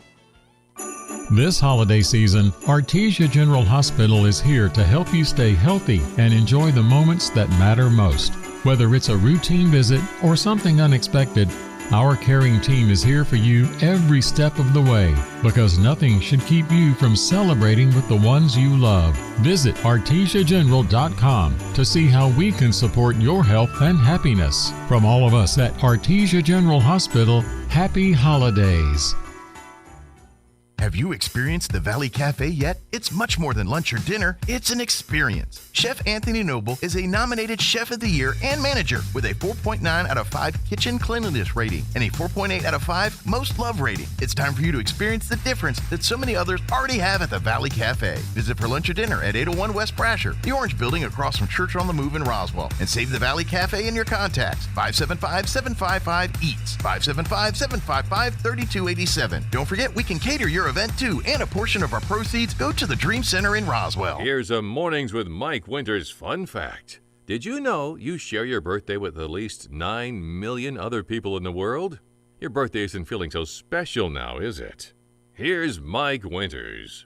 And welcome back to the morning show. And joining us in the studio this morning, I guess I say one more time, for the Chaves County Federated Republican Women. Of course, Joan and Janine are back with us. Good morning, ladies. Good morning. Yes, and I say that, you're not going away. You're still Chaves County Federated Republican Women. But the new leadership takes over, and so they're going to be the ones visiting us from time to time. So they're not going away as in they're still Federated Republican Women. They just get to sit on the sidelines and be in the peanut gallery now. Exactly. Yes. She's like, I've been so waiting to be in the peanut gallery. Exactly. But well, first off, congratulations on the successful term. I think overall, I mean, from the outside looking in, another fine year of events and things for the women. I wanted to first thank you, Mike, for your involvement in our November It was fun. I have it easy. I literally hand out awards and eat copious amounts of food. You're not really asking me to do a lot. We had over 180 people and 64 veterans. Yeah, it was great to coin them, and it was great to meet our guest speaker, and it was great to shake hands with all the vets that came out, and it was a special. So this has been an incredible 2 years for both of us. Yeah. We've just been so successful. Church of the Assumption was an awesome host. It was a beautiful place. Oh, it was perfect. Yeah, it was just a beautiful facility there to have a lunch and have a gathering. It was nice. We were very blessed. Yeah. So thank you again. Now we're getting ready for Christmas. Yeah. Our Christmas luncheon will be on December 18th at 11:30 at the Elks Lodge. Okay. Which is at 1720 North Montana. Yeah, they're always great hosts whenever they have events too. So I'm sure it'll be just as good as the church. We'll be meeting there for the rest. That'll be your new home. Yes, for the foreseeable future. Our new home. Until things at the convention center back to the convention center. Yeah. Good deal. So Elks at every month, and so you can. And so if you're not familiar, the Chaves County Federated Republican Women always meet on the third Wednesday of the month at about 11:30. For now, it'll be at the Elks Lodge home there, and we'll be there for the foreseeable future. So I'm guessing with Christmas, this one's got a little bit. It's like the November Veterans. It also carries a special with a Christmas theme and message. So probably more celebrating and not as much of the business of the women. You are right. You will be greeted by 2 elves when you walk into the door. All right. And we will be electing and installing our new officers. So it's important business. Yes. But, so you do need to, select new leadership and all that kind of thing. And we did close 2024 as the largest Republican women's club in the state of New Mexico. Excellent. And we won the presidential election. I want challenge for you, though. I want other organizations to challenge you. I want that. That would be good for New Mexico. Well, yeah, it would be. That's a good thing. The more federated Republican women's organizations doing as well as the Chaves County in the state of New Mexico, the better for the state of New Mexico. There are 17 clubs around the state. Yep, that's a great thing. So, yeah. So please tell your friends if you haven't living in those various communities around the state here. Get them involved. Get them in there. We need to see the kind of work you guys are doing in these other parts of the state. We got to start making headway. We got to start. I mean, you saw over the weekend here, changes in the New Mexico Republican Party. Absolutely. And the leadership and everything else. It's time to jump on board and do what you got to do. And let's get the Republicans caught up here in the state of New Mexico. Well, I will mention one thing that we did with the county party. The party identified people who had registered to vote but had not voted in the last 4 elections. And about 40 of us took 200 names to call. I personally called 450 people to get out the vote. And I understand 72% of the Republicans in Chaves County voted. I will tell you this last election surprised me. Granted, New Mexico did what it did. That part didn't surprise me. But the fact that it wasn't declared a Donald Trump state 1 minute after the poll closed. Oh, they had to count. That, believe it or not, is progress in the state of New Mexico. People were thinking this time. No, I mean, it's still, granted, we're still dealing with the gerrymandering that is these congressional districts, and that is a problem we can't overcome until these things get fixed. Correct. However, the numbers weren't as blowout as one thought they were going to be. If you look at the map, it's I-40 and above, and Cruces. Absolutely. Other than that, everything else is pretty red. Despite the blueness of the result of this election, I saw opportunities. Yes. And this is where we're seeing the change, and I hope the leadership. I hope they get this. We have to keep the road exactly. going. We got it. Now we're starting to get attention. How do you keep it? How do you keep these young folks and these people involved in saying that we are the answer for the best course for New Mexico? Correct. And how do you get? And so we're playing catch up big time. This party is behind the 8 ball on that one. But this election said, you know what? The gap is narrowing, and we got to keep fostering that. Our ladies worked the polls. Our ladies knocked the door on doors. Our ladies made phone calls. we did get out the vote. Yep. So our guest speaker for our Christmas luncheon will be the Reverend Chris Lethgo. Oh, yeah, he's a great guy. He is marvelous. Mhm. We had him last year, and he was very inspirational, giving a very, very nice speech about the holiday. As much as he's a church leader, he's a community leader. He's Mhm. always He is out and very about, much so. working He in the is. public, working with, and not even just through his church, just helping people where people need help, through homeless, through various other avenues and things. He's just a community leader. That's what he is. Well, Janine is not only our second vice president, she's also caring for America. And she has done some really neat things in December. So we'll let her I tell. did? When did I do that? She's always caring for America. So we had Christmas cards that were signed, and we sent them to TRC. And Oh, cool. The veterans over there. Yeah, that's a there was- tradition you guys do every Yeah. year too. Is sending out Christmas cards. blessings to veterans. Yes. At various different places each year and Yes, things sir. like that. But you pick an area that could use it most and do Correct. that. So We sent about 244 cards over there. I think they have 158 residents right now, and they can occupy up to 200. Okay. I did call them, and they were thrilled that we were doing that. Yeah, they loved it. And if be honest, a lot of those veteran groups would love that stuff. Talk. I know with our American Legion, sometimes they put little care packages for groups like this, and they send them, even if it's just stuff for overseas to some of those troops or something like this, Correct. and it's just anything from socks to beef jerky. I mean, just things Yes. that makes people comfort a little bit. Be it Correct. Stuff like that. Correct. So tell them also about the assurance home. Assurance Home, we have that up, and as you know, we send little boxes over there to That's those one of your kids. tentpole platform times a things year. you guys get involved 4 with. times a year. This is something. I'm sorry, I don't mean to interrupt. Just to throw You're this in good. real quick is that yes, the Chaves County Federated Republican Women are all about Republicans and getting that thing, but when they're not doing that stuff, it's a service organization with youth and working with Correct. various. And the Assurance Home has always been one of those organizations that the Chaves County Federated Republican Women has kind of adopted to be one they like to help and stuff. So Correct. this is kind of continuing with the tradition of the Federated Republican. So the fun thing is this year is we have a donation from Las Vegas, Nevada, of mittens and scarves. Okay. Now I'm not quite sure how mittens and scarves got in And hats, and hats, and in hats. Las Vegas, Nevada. Hey, that Because one it's day hot. they need them though. They could appreciate Yeah. that one day. But those came down. Her sister donated those, and we also have They've been trying to get rid of them for years. So we have also $20 gift cards for Cool. each child, so they can go to Absolutely. Walmart And backpacks. and Yeah. backpacks.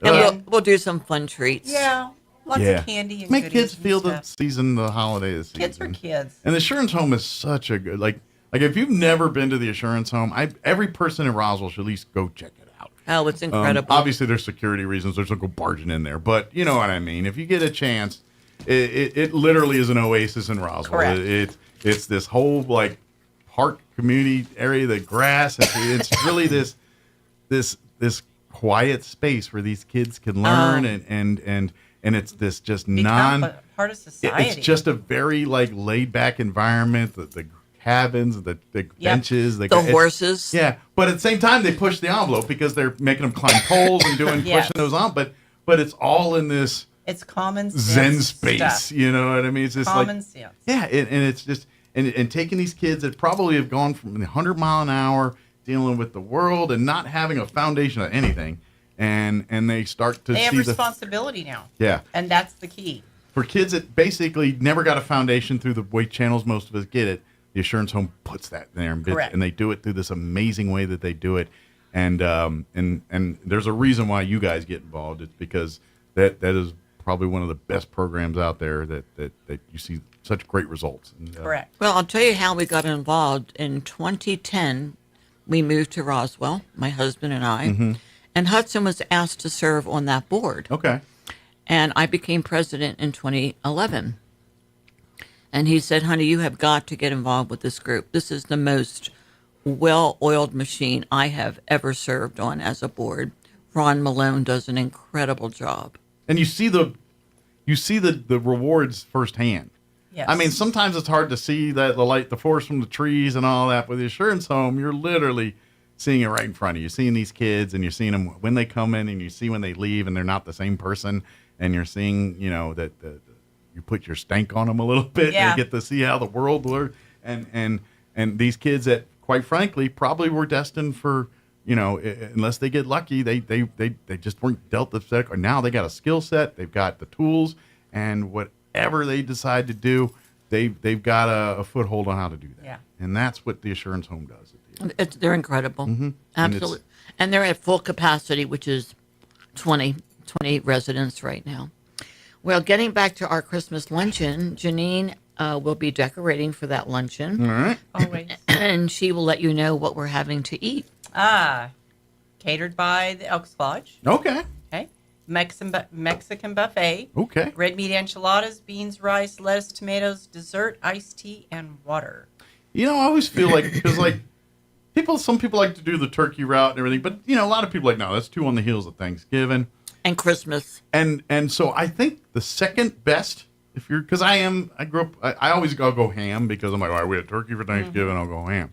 But if you don't do ham, I think the next best Christmas thing is the Mexican. We called it Mexican pylon, but it's just everyone brings in its enchiladas, it's tamales, it's tacos, it's that. You gotta have it, and so to me that feels like a traditional Christmas to me. So I love it. Traditional New Mexico Christmas. Yeah, absolutely. So come and I'm sure the Elks can cook. Yep. I don't know. I've never had $17 per meal. Please RSVP to us. That way we have a seat for you. Yeah, please RSVP. They get now you're more than welcome to come if you don't want a meal and you just come on down. But you're going to be mad because you're going to get there and smell all the enchiladas and all that. And you're like, I should have got a plate. But that's okay. We always have an extra plate. In case you want to pay. But RSVP, maybe do it this week and get it done here, because it will be be on the Wednesday. Actually, you're hearing this. It'll be 1 week from today. Correct. That it'll be out there, again, at the Elks Lodge. Come meet. And like I said, if you're wanting to learn more about becoming a member, you can men can be part of the Chaves County Federated. You serve it kind of like an auxiliary role. Associates. Yeah, associate role. But we'd love to have you. Youth. This is a family organization as much, or your whole family can get involved in it. Correct. And you work with youth. You have your youth mentors that are working towards scholarships and things, but they learn about government, learn about things, and they also learn the servers part. And they'll be at your events serving in various capacities and ways, earning their keep and their scholarships. It's not free money; it's earned money. But they're kind of, again, learning their ways and learning the value of that stuff. So when they do go to college, they have a better chance of actually succeeding. Correct. I'd also like to mention that at each of our meetings, we have a sponsor, because we do have to rent the room. It does cost money. It costs money. It does. It's not and free. Our sponsor this time is Gold Star Realty. Excellent. Which is Angel Mays. Yeah, the Gold Star is because she's a Gold Star mom. And that's She's a Gold Star mom. Yeah. And one of our few. We thank her for all that she does in this community. Mm-hmm. I am very honored to have been president of this incredible group for the last 2 years. And we have brought it, I think, up to another level. Sure. And I will stay on as membership chair. But I do want to thank my incredible board. What an incredible... They made me look good, Mike. It takes a team in any of these things. Yes, as the leader, you're the lightning rod and you're the good and bad.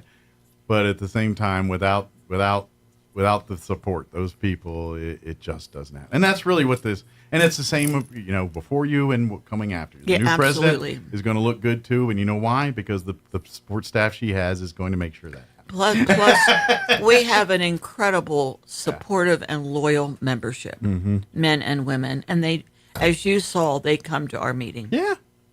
It was. I would also recommend that if you're looking more and you want to get involved, this is how you do it. You want to see. I always talk about getting involved in one thing in your community. I invite you, if you're looking for your one thing, the Chaves County Federated Republic of Women has a lot of opportunities for you to serve. Whether you want to serve directly in the political front and working in candidates and things like that, to more of the nonprofit side and working with the insurance home or working with some of those kinds of things. All of it is part of the Federated Republic of Women, all of it doing good stuff, and all of it a benefit to our community, and we'd be greatly appreciate it if you want to jump on board and be a part of it. We would encourage the men and women who are Republican to join us. The reality is we're now getting ready for a gubernatorial election. I'm about to say, I know we're kind of celebrating our national presidential win and our, the House and Senate. Everything's kind of all aces right now, but the honeymoon's about to be over and the work's about to begin. All the things we're mad about now got to be fixed. So that work's got to happen. We need to really look long and hard at a good candidate for this gubernatorial election. Absolutely. In 2026. The state of New Mexico, we need to get fresh young Republican faces out there. People, I'm not trying to besmirch, Congressman Pierce has been a loyal servant to the state of New Mexico and done so many great things, and I'm so thankful for his service as a congressman and what he's done for this state. But at the end of the day, it's time to bring in the next generation. It's time to bring in new ideas, to bring in new perspectives. Quite frankly, I love Congressman Pierce, but he's like me. He don't know what 22-year-olds are up to right now. He's like me. That is true. And so it's maybe time to people that can relate to that, so we can foster this next generation for a bigger, stronger, get New Mexico to more a balanced state where there's actual checks and balances, and when things smell funny, there's actual people to hold people to the fire to make sure that that's on the up and up. And we need to start now. Yep. And the only way we do that is to get back to the middle. I mean, yes, I would love to have, majority conservative, but that's level 37. We're at 2 right now. Yeah. We got to get up. Yeah. We have a lot of work to do. Absolutely. And you don't start in 2026. You start this year getting ready for that election. Yeah, this is what happens. When they always hear the saying, while you're playing checkers, they're playing chess. And this is that exact reason. It's like, no, I planned for this election 2 years ago. I'm on to the next one. Mm-hmm. What's happening now, we planned 3 years ago. Well, that's how it should be done. And that's where we got to get to. Well, it's very obvious that Donald Trump has been planning this election for 4 years. Yeah. Yep. When you look at the cabinet that he has, and I understand they didn't have 1 or 2 people for each cabinet. They had 12 people available. Well, they know how Senate approval committees work, and correct. I'm sure 1 or 2 are probably going to get shot down in the course of this, and as they do. But that's as it should as well. Part of it's, and this is for either side. You want the president, whomever it is, to have the people that they want in there, but at the same time, you want to make sure these people are truly qualified for that. I have no problem with that process. That's it. We should ask these questions and find it. Yeah, on paper they do seem great. Well, let's ask them. Do they really know what they say they know? That's just why we have this system, and this is a good thing, not a bad thing. And you know what? It'll all come out in the laundry. They're either going to come up there and shine, or say maybe they weren't as qualified as we thought they were. And that's why they do the process. Well, they certainly dig into their background. Absolutely. And they find the good, the bad, and the ugly. You want to be an appointed thing? You want to know? You want to learn about yourself? Go just be appointed to something, and they'll tell you. Yeah. It's like I eat corn. When? Exactly. They have eyes out there watching you. Absolutely. But come out and join us next Wednesday. At the Elks Lodge. Do you know the actual address off the top of your head of that? It's 1720 North Montana. There you go. I knew it was on Montana. I didn't know the actual address number there. About 11:30 to gather. Please RSVP like today or this week if possible. You can just shoot a message through the Chaves County Federated Republican Women Facebook page. Yes. Or if you happen to know Janine or Joan or any woman, Federated Republican woman, you can tell them you're coming and they'll in RSVP. They can call me to RSVP. There you go. Call Joan. 575-627-7399. Very good.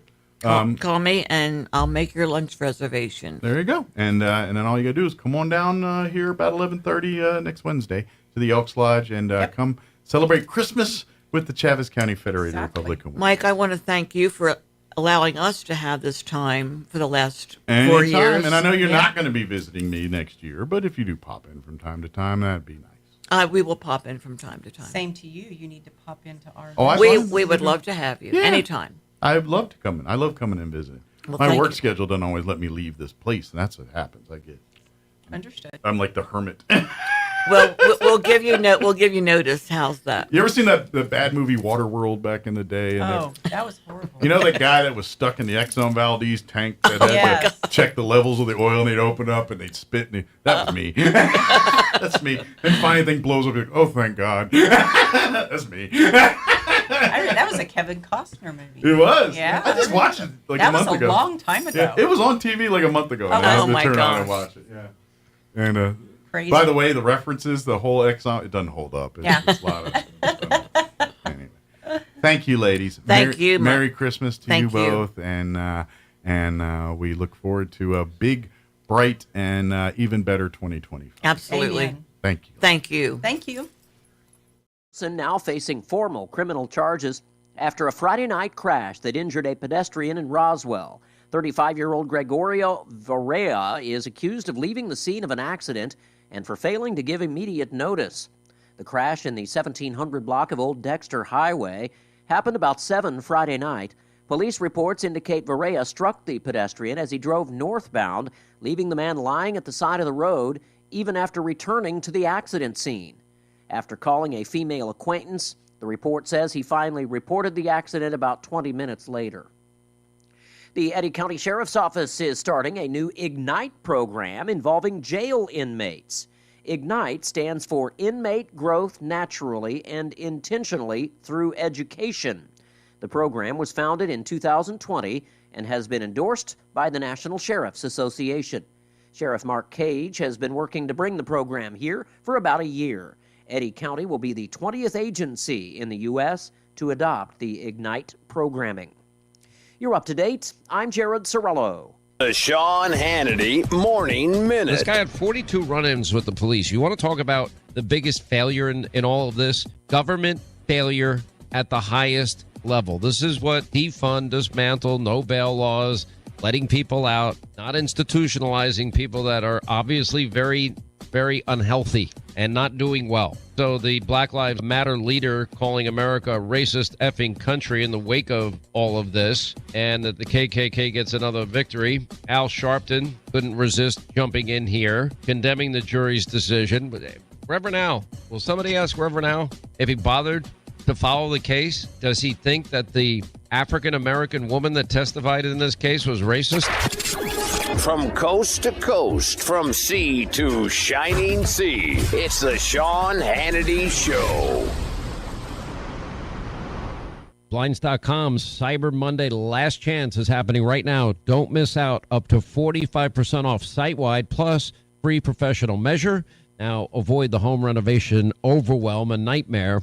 Now, swapping out old blinds for custom window coverings, it delivers big results. And Blinds.com, they make it simple, easy, and they make it affordable.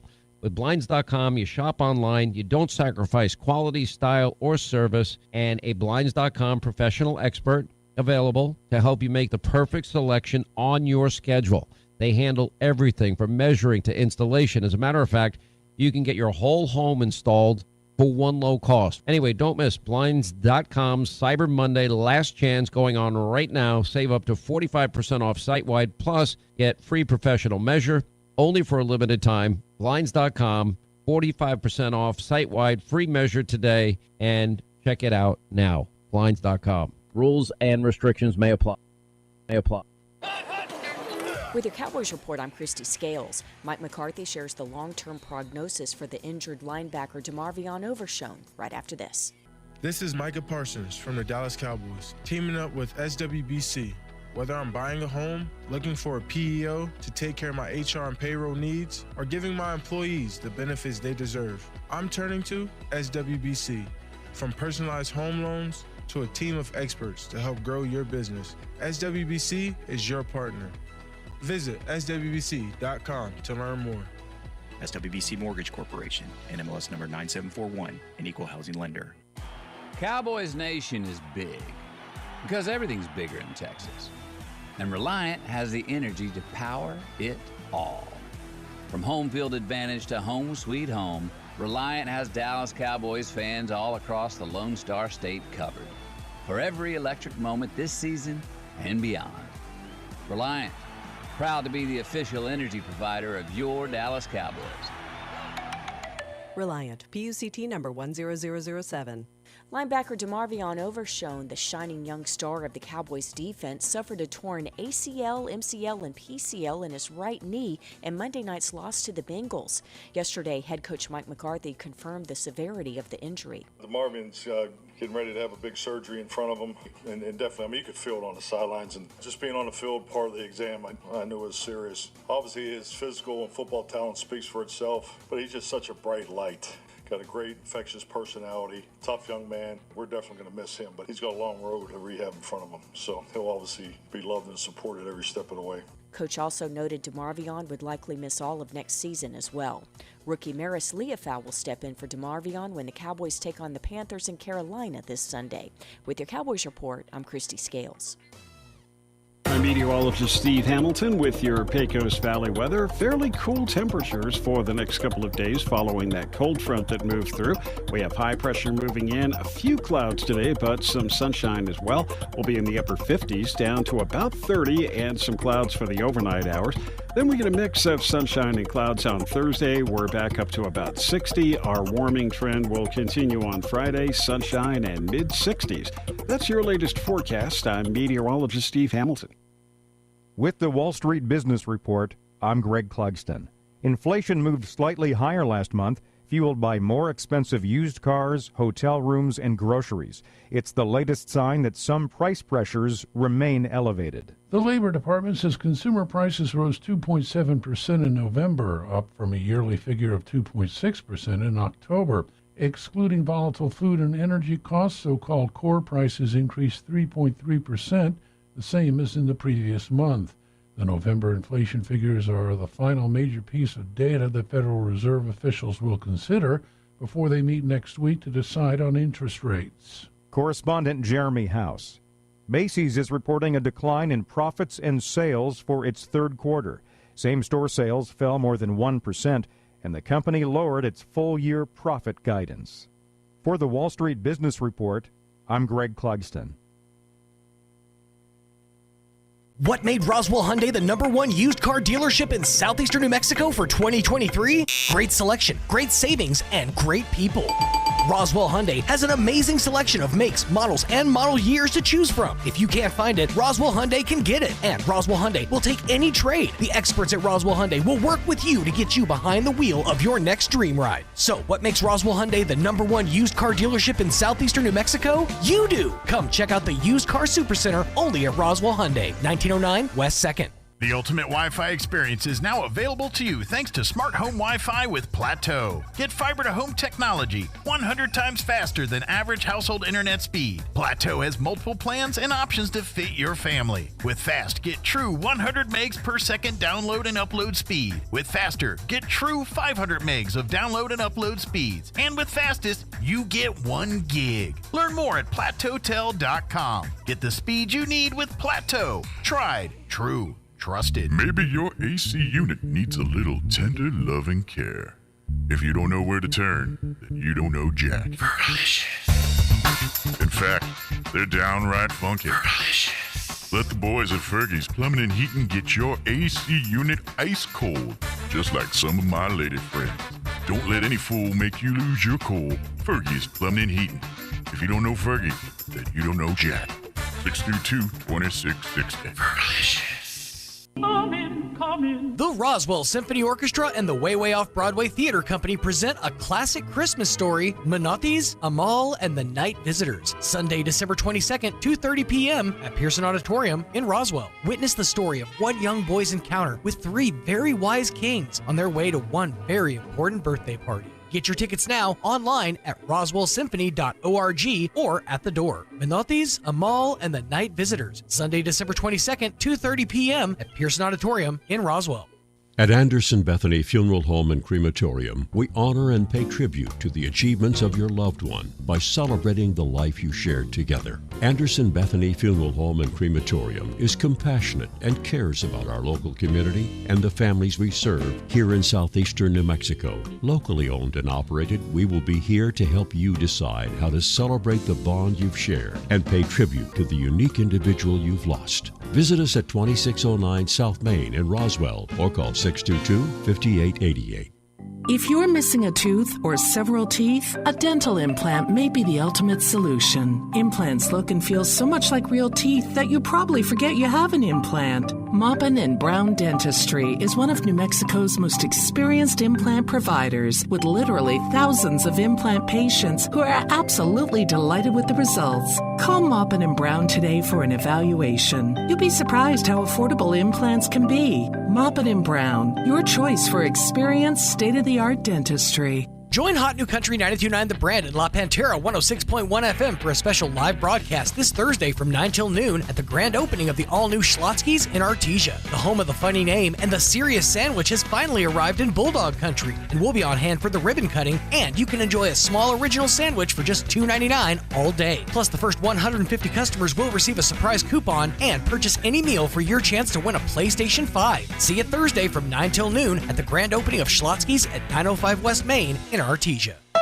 Make it a December to remember with Roswell Honda, with a slate full of savings across the lot, including deep discounts and low APR on Ridgeline, Accord, Civic, Pilot, Passport, and Odyssey. Plus, no payments for 90 days for qualified buyers. Then join Roswell Honda December 21st from 10 to 1 for the pre-Christmas blowout with free food, stuff for the kids, and your chance to win one of 4 awesome prizes, including an Xbox Series X, a PS5, or a 50 or 75-inch Vizio Smart TV. December to remember, on now at Roswell Honda, 2177 West 2nd.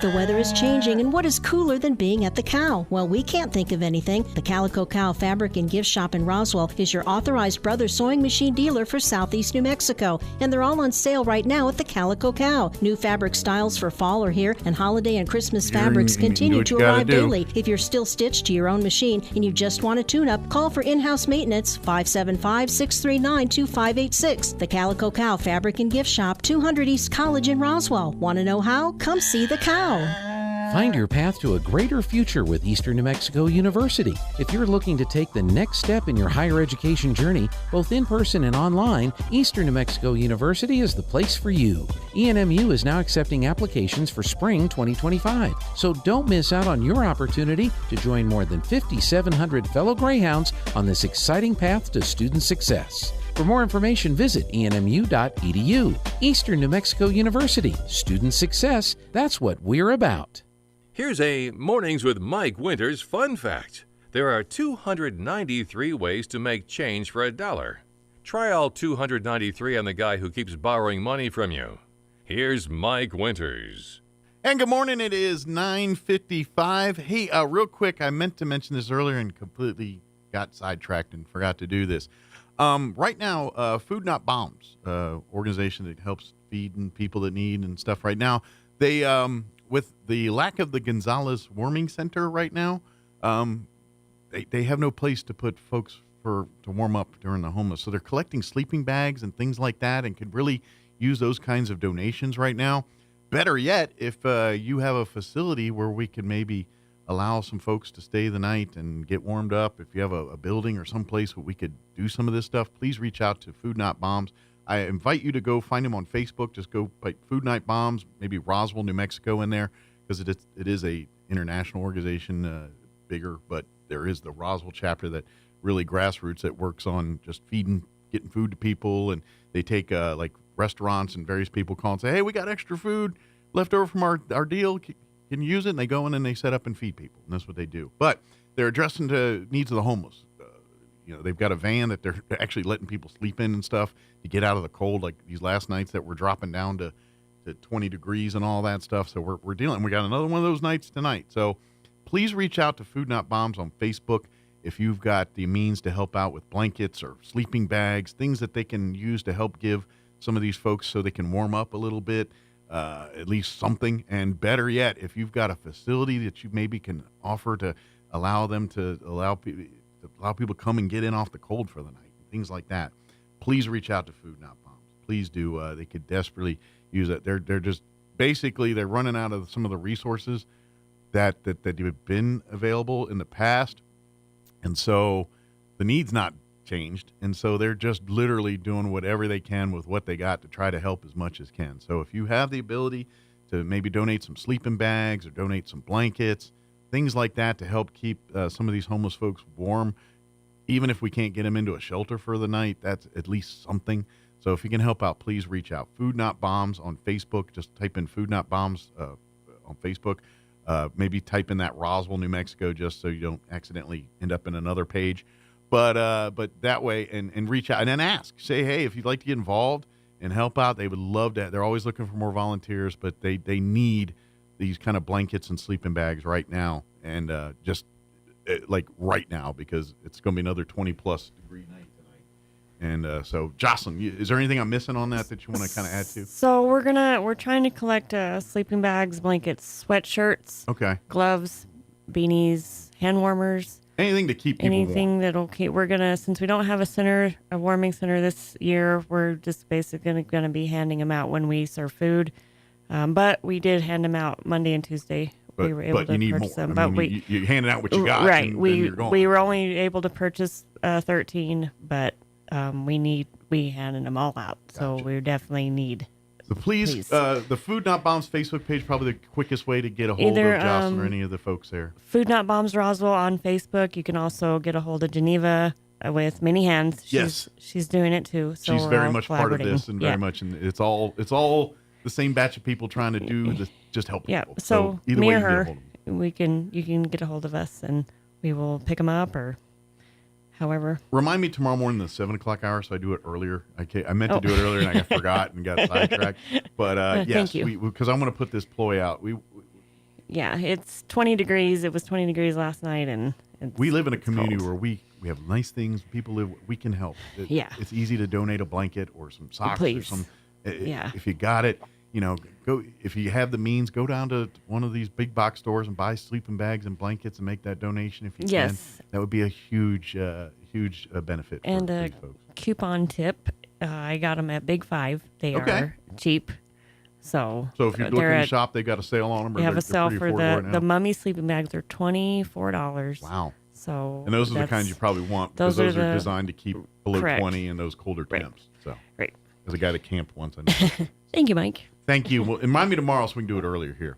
All right, we got to go. You're listening to 106.5 Roswell's Talk FM, KEND, Roswell, New Mexico. Have an amazing day. We'll talk to you tomorrow. Are prompting mandatory evacuations in Malibu. In the Los Angeles area, a blaze dubbed the Franklin Fire broke out Monday night in Malibu Canyon, spreading rapidly towards the edges of Pepperdine University and down to the Pacific Coast Highway near the Malibu Pier. Footage from ABC 7 Los Angeles showed firefighters spraying water right behind the Malibu Plaza, a shopping center sitting on the coastal highway. Fire officials say the evacuation order and a warning area cover about 18,000 people, and thousands of structures are threatened, including the Sarah Retreat, a Catholic conference center perched on a ridgetop. Pepperdine issued a shelter-in-place protocol, and students sheltering inside Payson Library were posting pictures of trees on fire outside. I'm Jennifer King. Also at townhall.com, Luigi Mangione, the suspect in the killing of United Healthcare CEO Brian Thompson, contested his extradition back to New York at a court hearing on Tuesday, though it is not expected to delay legal proceedings significantly.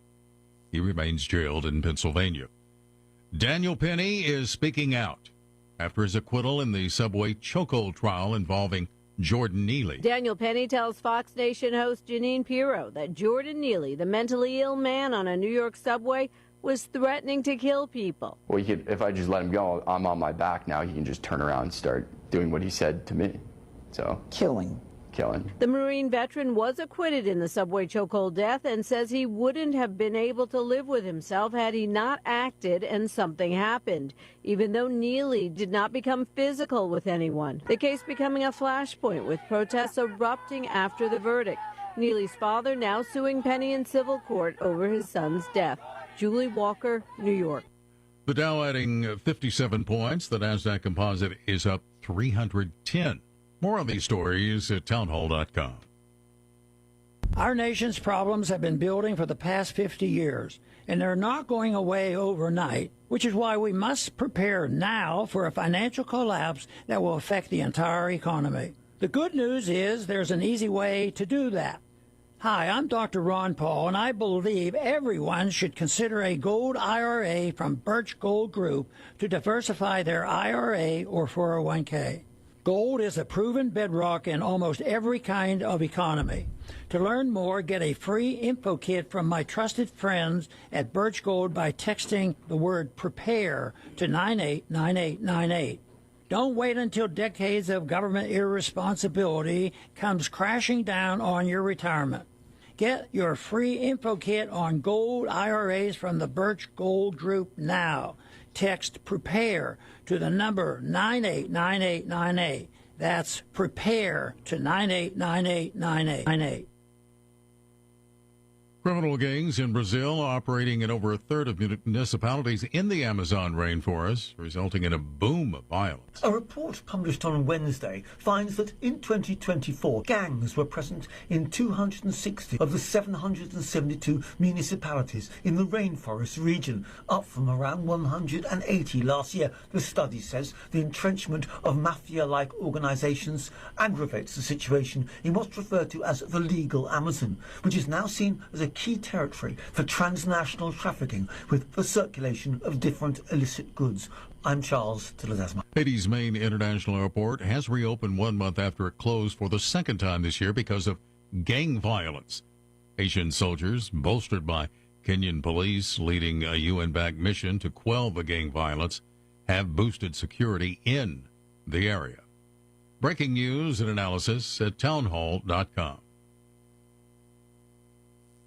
General Motors will retreat from the robo-taxi business and stop funding its money-losing Cruise autonomous vehicle unit. Instead, the Detroit automaker will focus on development of partially automated driver assist systems like its Super Cruise, which allows drivers to take their hands off the steering wheel. GM said it would get out of the robotaxis business because of what it described as considerable time and resources that would be needed to scale the business. The company also cited an increasingly competitive robotaxi market. Correspondent Jeremy House. Albertson giving up on its merger with Kroger after it was rejected in 2 courts, and it's suing the grocery chain, saying it didn't do enough to secure regulatory approval of the $24.6 billion agreement.